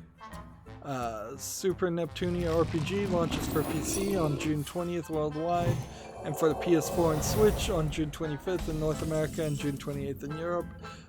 This is more of a mobile kind of RPG that's faster paced than a lot of the Neptunia games. The Super Neptunia RPG, though, will be censored on the PS4, which is ridiculous because the Neptunia series, and I didn't even realize this, it's always been rated T for teen. So it's not really terrible. It's a game that might show some underwear pantsu in like 3 scenes, or might have a going to the spa bathing scene. It's small bits of cheesecake here. Not really talking like a hardcore or even softcore pornographic game series, and yet even the one bit of pantsu is too much for PlayStation. So Sony just feels like it's all over the board. Like, Sony needs the PlayStation 5, from my perspective, to be successful, so that they can sell 8K Blu-rays, because that's their main product for people who want to play 8K Blu-rays. Now, Sony needs to sell 8K Blu-rays, not because Sony makes a bunch of movies, but because Sony of Japan makes a bunch of 8K TVs. And so if what it feels like is true, that Sony PlayStation is being abandoned or not cared about by Sony, then it's just the beginning of a domino chain in my mind of Sony getting out of the consumer electronics business in general and only making movies. And I don't think Sony can afford to just make movies. But also, it also doesn't seem like that's really what's happening, more than it's just chaos is happening within the walls of Sony. And that's how somehow Sony PlayStation is now being run out of California.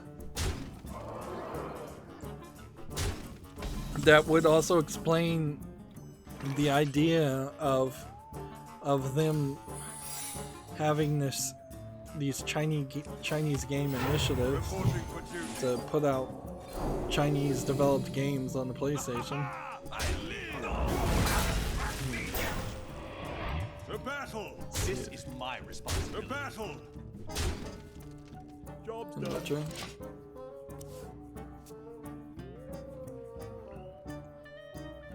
Gametsu has an article here. PM Studio announces a partnership with Numbskull Games to distribute physical releases in Europe, starting with Citus Alpha.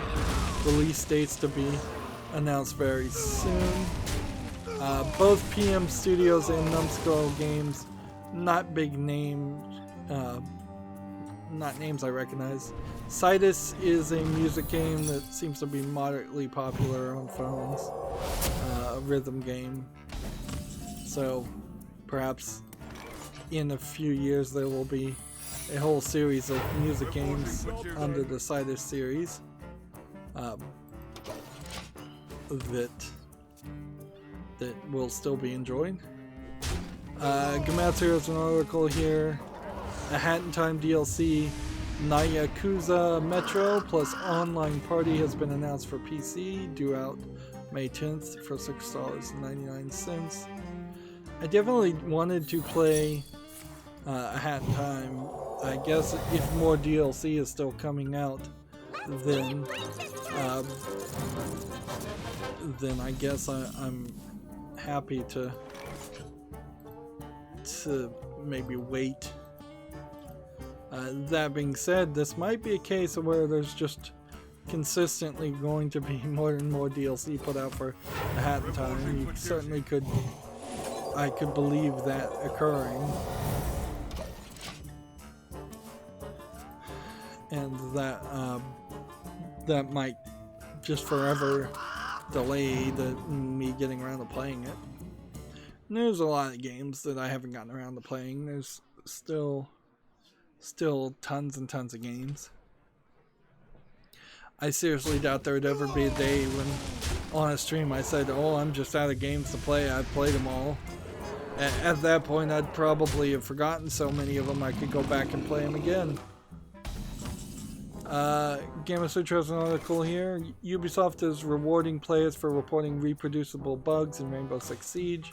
It's kind of surprising that Rainbow Six Siege is still getting talked about, but I guess they've figured out a way to stay in people's minds and on in the news stories, for better or for worse. I don't know how many people are still playing Rainbow Six Siege. Next we have a game on Steam here called Gunsmoke. Seems like it's probably not too related to the old TV show, black and white TV show called Gunsmoke. Although maybe it is, because it looks like it's a VR stand in one place shoot game, shoot style games. Doesn't look terrible except for when there are these black bars. This requires VR and it's $3.99. That's too cheap for a VR game. The concept's not bad. It could use a lot more content than that. I think if you're gonna do a basically on-rails shooter in the cowboy times, you might as well have an actual on-rails level at the very least, where you are on a train and shooting at things. Next we have a game on Steam here called Soul Island, which might be a rhythm game. I'm having a hard time. Hold and gun defense rush mini game on casual difficulty. I don't know what that means. That seems like it's not very descriptive. This is $1.99. I think 20 minutes to 35 minutes of playtime. English and Korean.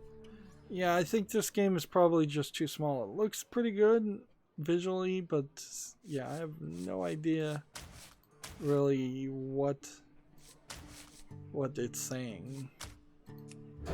Hold and gun. I guess that's trying to imply that it's not a run and gun. Defense and rush minigame. It's a tower defense game, almost certainly. It just has some polish to it. Let's see. Next we have a game on Steam called Sky of Destruction, which is just a fly around shooting game.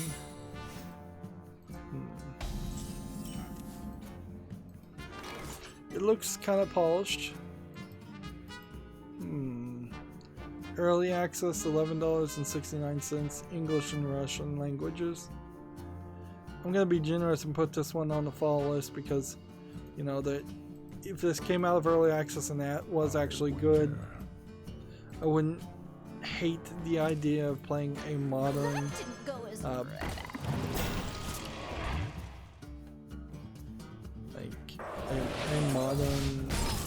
what am I trying to say here? A modern shoot 'em up game with some RPG elements, and that seems to be what it's offering. Got something to hide? TechRaptor has an article here. Video games infected with malware by tools infecting players. Let's see.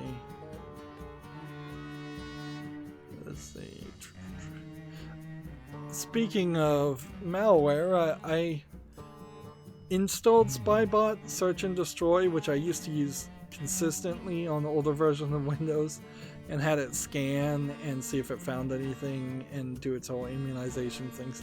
And I have not been using that since Windows 10 came out, basically, so it's been 3 to 5 years, and it didn't really find anything. So, yeah, I don't think with Windows 10 you really need to do anything else. I think you're perfectly fine to just live with its built-in antivirus, anti-spyware stuff. An ad blocker certainly will help you.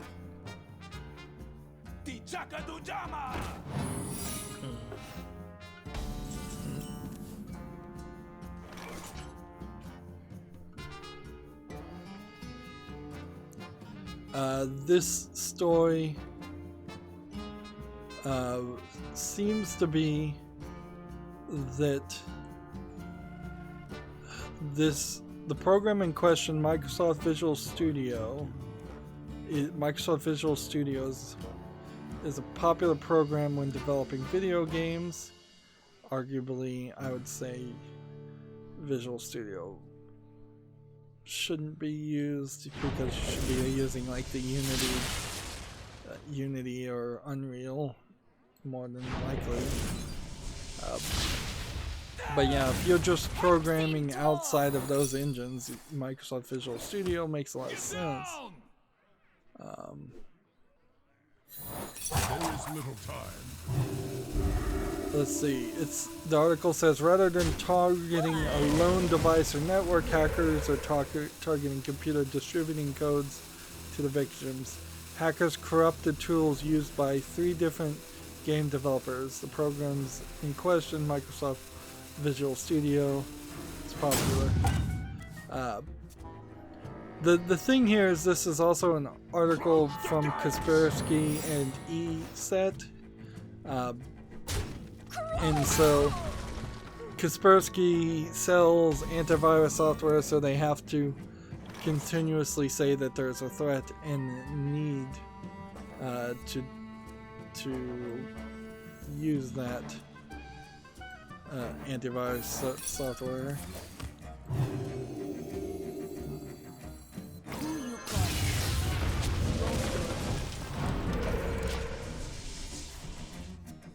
So yeah, you might want to read this article, you might not.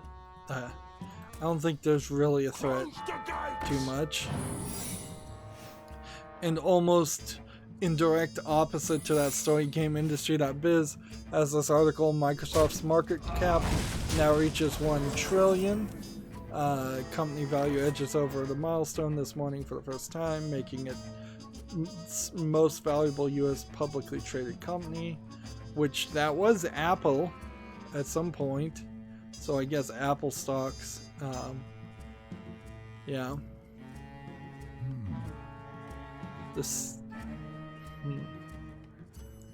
Well, maybe Apple never got up to $1 trillion. Like, maybe it was just, there was talk of Apple was going to be the first $1 trillion company. Of course, that's Microsoft in general, not just Xbox or the video game division. It's also all the licenses and copies of Steam. No, not Steam, but Windows. And all of its server-side Azure offerings. Reporting for duty. Of course, also the valuation of their stock is, for the most part, a just randomized, random market speculation. Moving on, we have a low-effort Russian game, if I have ever seen one. There's nothing here. It's all written in Russian. It's 99 cents. It only supports the language of Russian. Yeah, nothing there of interest. TechRaptor has the same article. Mario Kart Tour now accepting beta is now accepting applicants. So if you're interested in that. Job's done. Next, TechRaptor has a review for this bizarre game that I saw a couple of weeks ago, maybe a month ago. Yuppie Psycho review, Pasternak's Bizarre Adventure. So this is a crazy game. Let's see what they thought about it with 8-bit graphics. They gave it an 8.5 great. Yuppie Psycho is one of the few survival horror games to keep me on the edge of my seat, though occasionally bizarre and tonally strange. It has all the markings of a great adventure. The puzzles are engaging, the story is gripping, and the horror kept me coming back for more. Pros: great story, logic-based puzzles, strong character writing, well-developed survival horror, tension building, save system, and panic-inducing gameplay. Cons: tonal strangeness, repetitive bosses, and migraine-inducing visuals.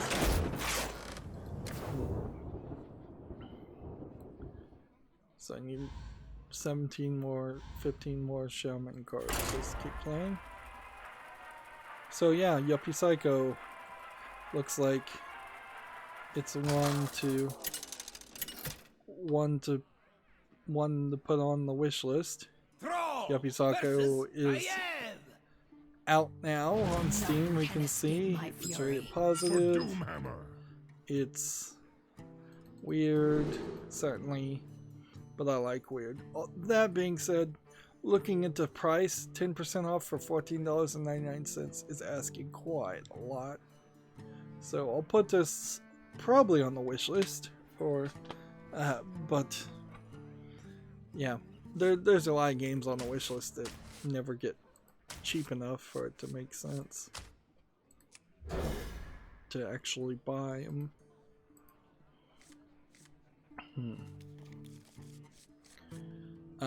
Next we have a game on Steam called Prose Enlightenment. This looks like a low effort asset flip walking simulator game.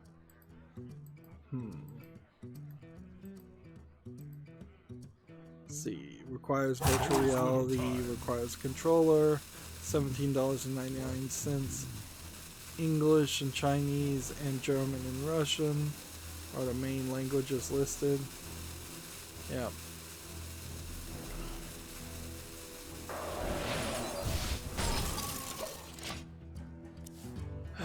Yeah. Because this game, Prose Enlightenment, is a VR game, and I'm just not sold on it enough, I'm just gonna close the tab, but it is close.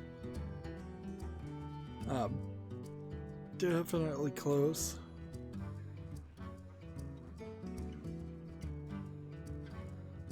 TechRaptor has a kind of hype article here.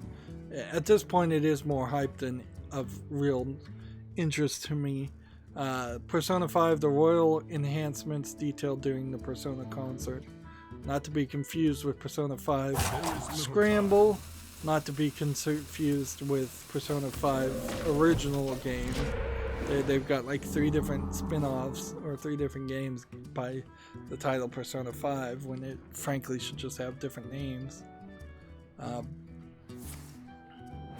So yeah, if you're interested in Persona 5, that article is there for you, I guess. Who you calling ugly?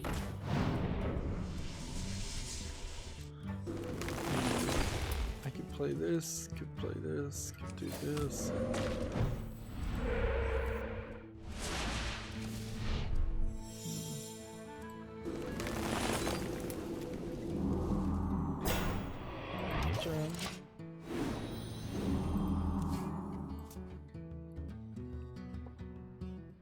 Let's see, next we have a game on Steam called Phase Shift, which looks like it is just a direct ripoff of Rock Guitar Hero. Let's see, yeah.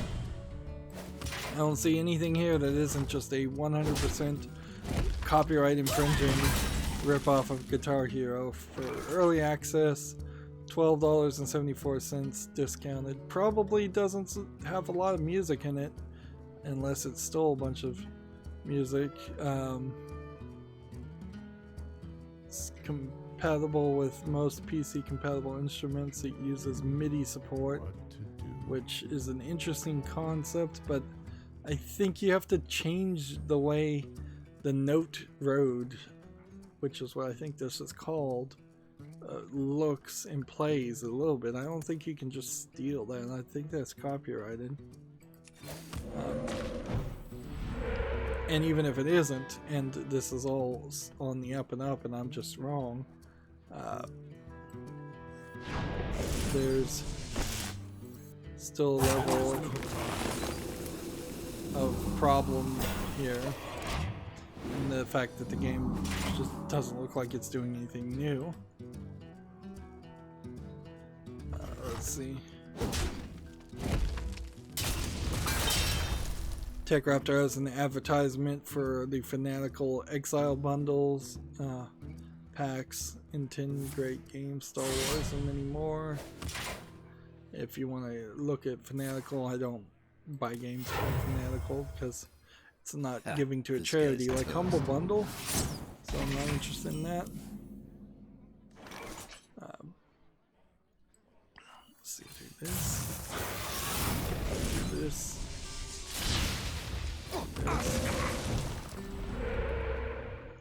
And in return, Gamatsu has an article here. SNK 40th Anniversary Collection is coming to Xbox One on May 13th. Or May 3rd, if I can read correctly. Let's see. Is there anything else to really say from this article though? Not really. Would have wanted to see a list of all the games in the SNK collection. I guess it is here. If you wanted to pause the screen and read all of this. Doesn't look like a lot of them are too interesting. But it is interesting that it's bothering to come to the Xbox at all.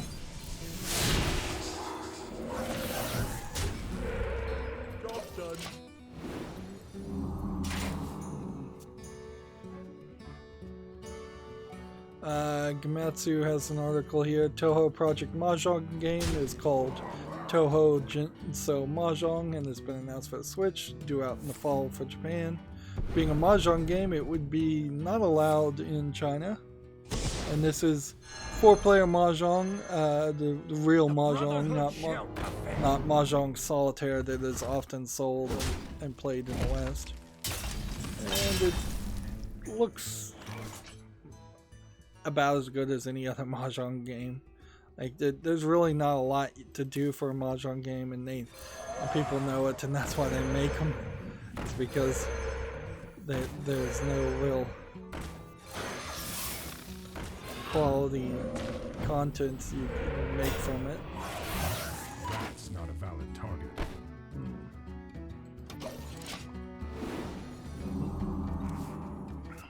Let's see. Gamatsu has an article here. Hideo Kojima discusses Death Stranding at the Tribeca Film Festival 2019. You might see more of Death Stranding in a month or so, he said. Yeah, there's no reason to take in any more information about Death Stranding.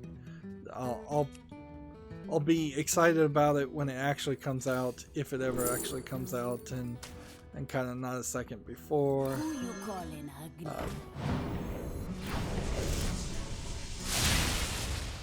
Let's see.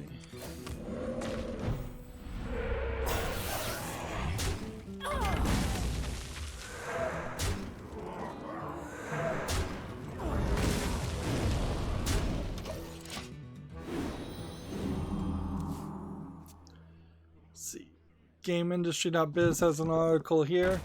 UK government awards £12 million funding for innovation projects based on homegrown IP.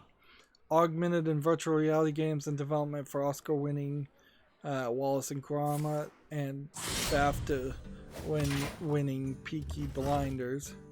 So basically, British-made content are getting funding to make British-made games. I don't really know if Peaky Blinders or Wallace and Gromit, though, is going to make an amazingly interesting game. Wallace and Gromit's a fine, small. It's like a fine animated movie series and TV series. Maybe it's a TV series. I think it's just movies. But I don't know if adding interactivity to it would improve it.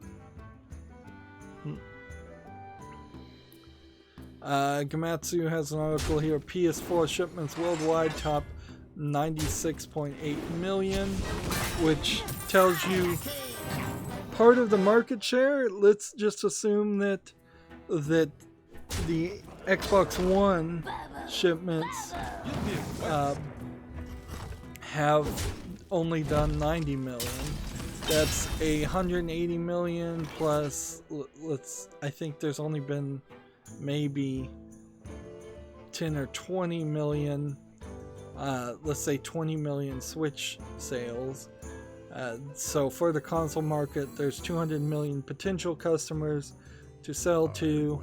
If you're selling 3 million, then you're getting 1% of the customer base. That's probably pretty accurate. Or at least a moderately accurate guess as far as what a good game could potentially sell at. Meanwhile, with PlayStation Plus subscribers have topped 36.4 million, so only a third of people with PlayStation 4s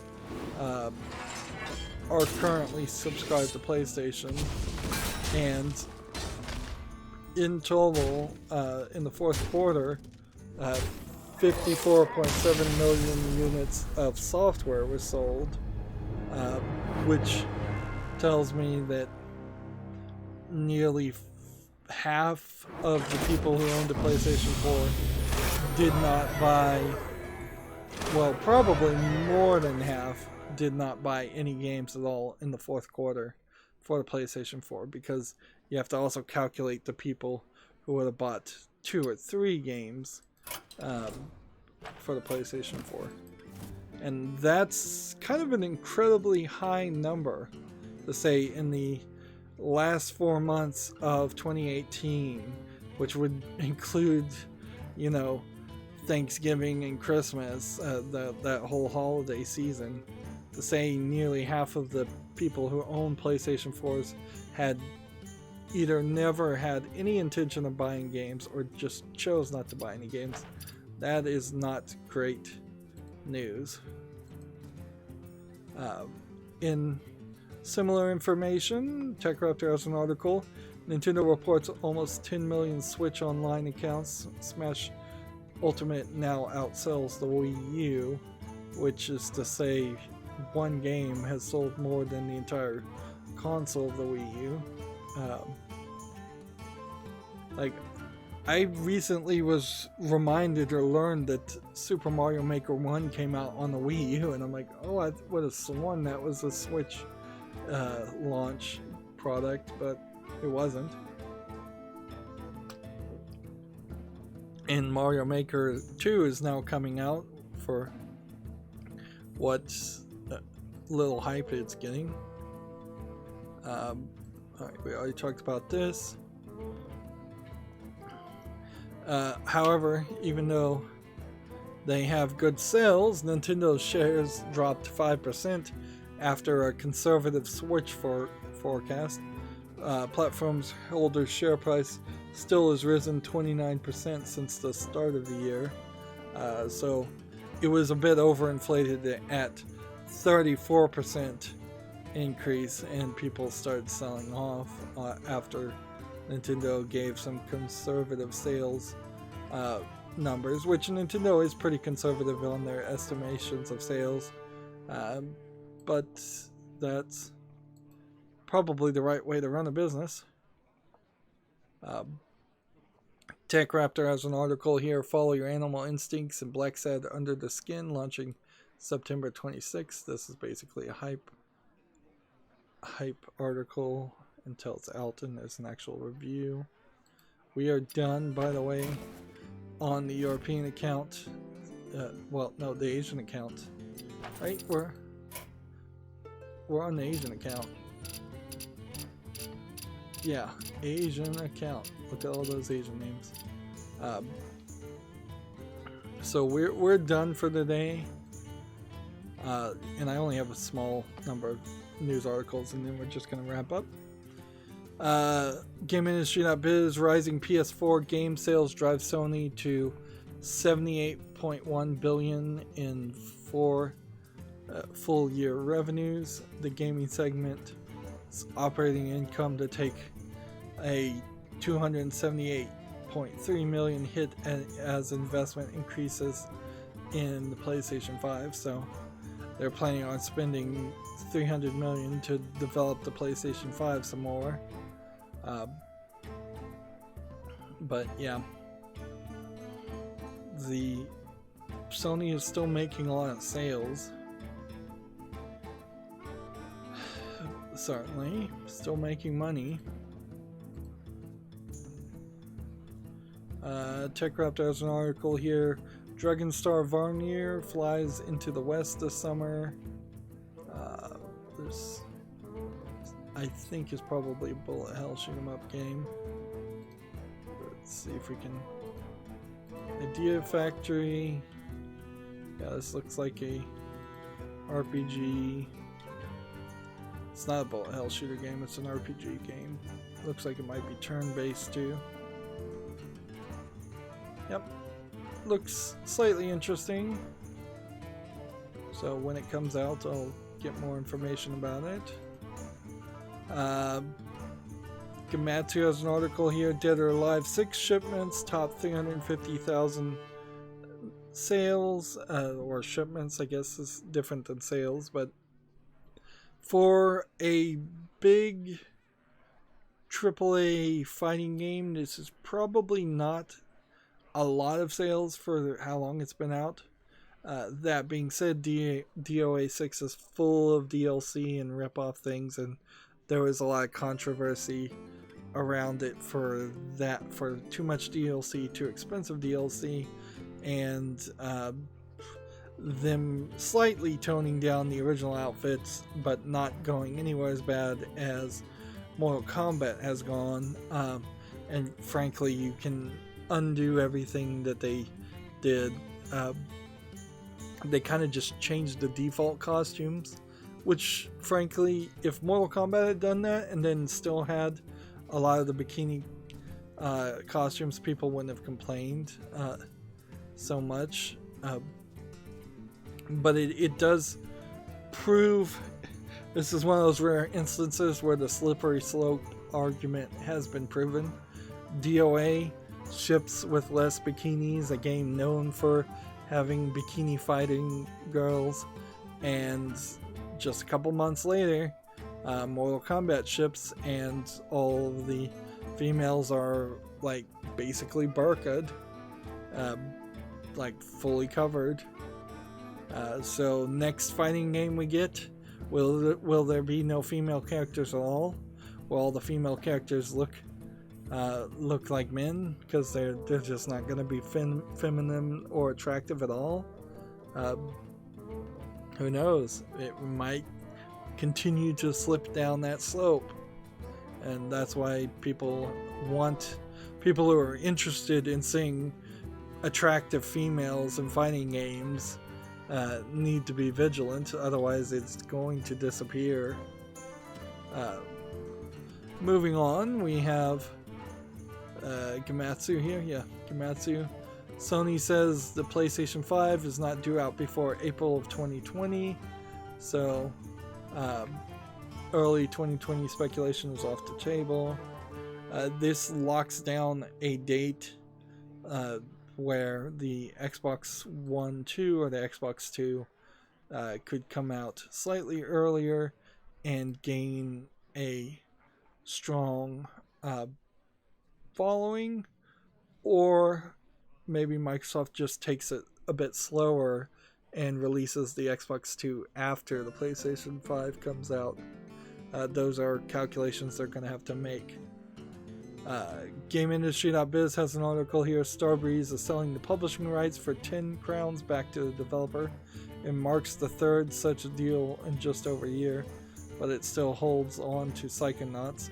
Now, the reason why this is a big deal is Starbreeze, I believe, is running out of money and basically on the verge of going bankrupt, while they're still also trying to be the publisher of Psychonauts 2, which they're hoping is a huge success and sells very well, and I'm not sure. We may see very much a case where, because Starbreeze is going to be the publisher for Psychonauts 2, they may just not invest enough money to advertise and sell Psychonauts 2 as much as it should be sold. So I wouldn't be surprised if the game undersells due to just a lack of advertising. But it could also undersell for just a lot of competition out there. Finally, we have Hardcore Mecha for PS4 launches this summer in Japan. Another game. We'll just leave it at that. It's just a mecha game. And then that puts me at the Humble Bundle. And there are some bundles, but I've overspent my budget, I think. So if anybody wants to buy any of the Humble Bundles or any Steam keys from anywhere and give them to me through Twitter direct message, that'd be very much appreciated. But I don't think I'll be planning on spending any money this month. And then that takes me back to Twitter, and let's see if there's anything to say here.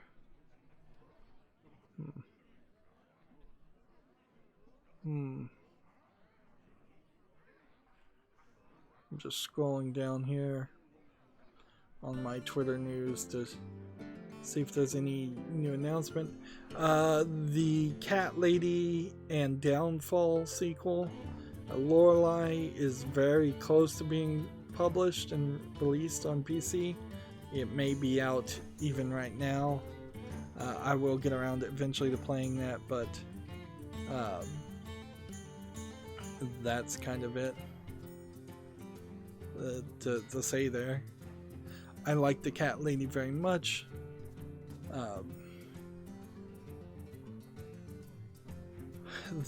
But I didn't really like Downfall as much, so I wouldn't be surprised if I find Lorelei okay, but not great. And yeah, I've just scrolled down through all the Twitter feeds back to stuff I've already seen, which tells me there's no new news. Not really surprising for a Friday. So, thanks to Level by Level Gaming for swinging by. That's going to be it for this recording and the stream. As always, I ask you to like, share, subscribe, comment, and watch every second of my videos. If you want a friend to follow me on any social media sites, there's a bunch of links down below. If you want to support me further, there's a link to Patreon, or you can friend me on Steam and gift me a game off my wishlist. Thank you for watching. Have a good evening.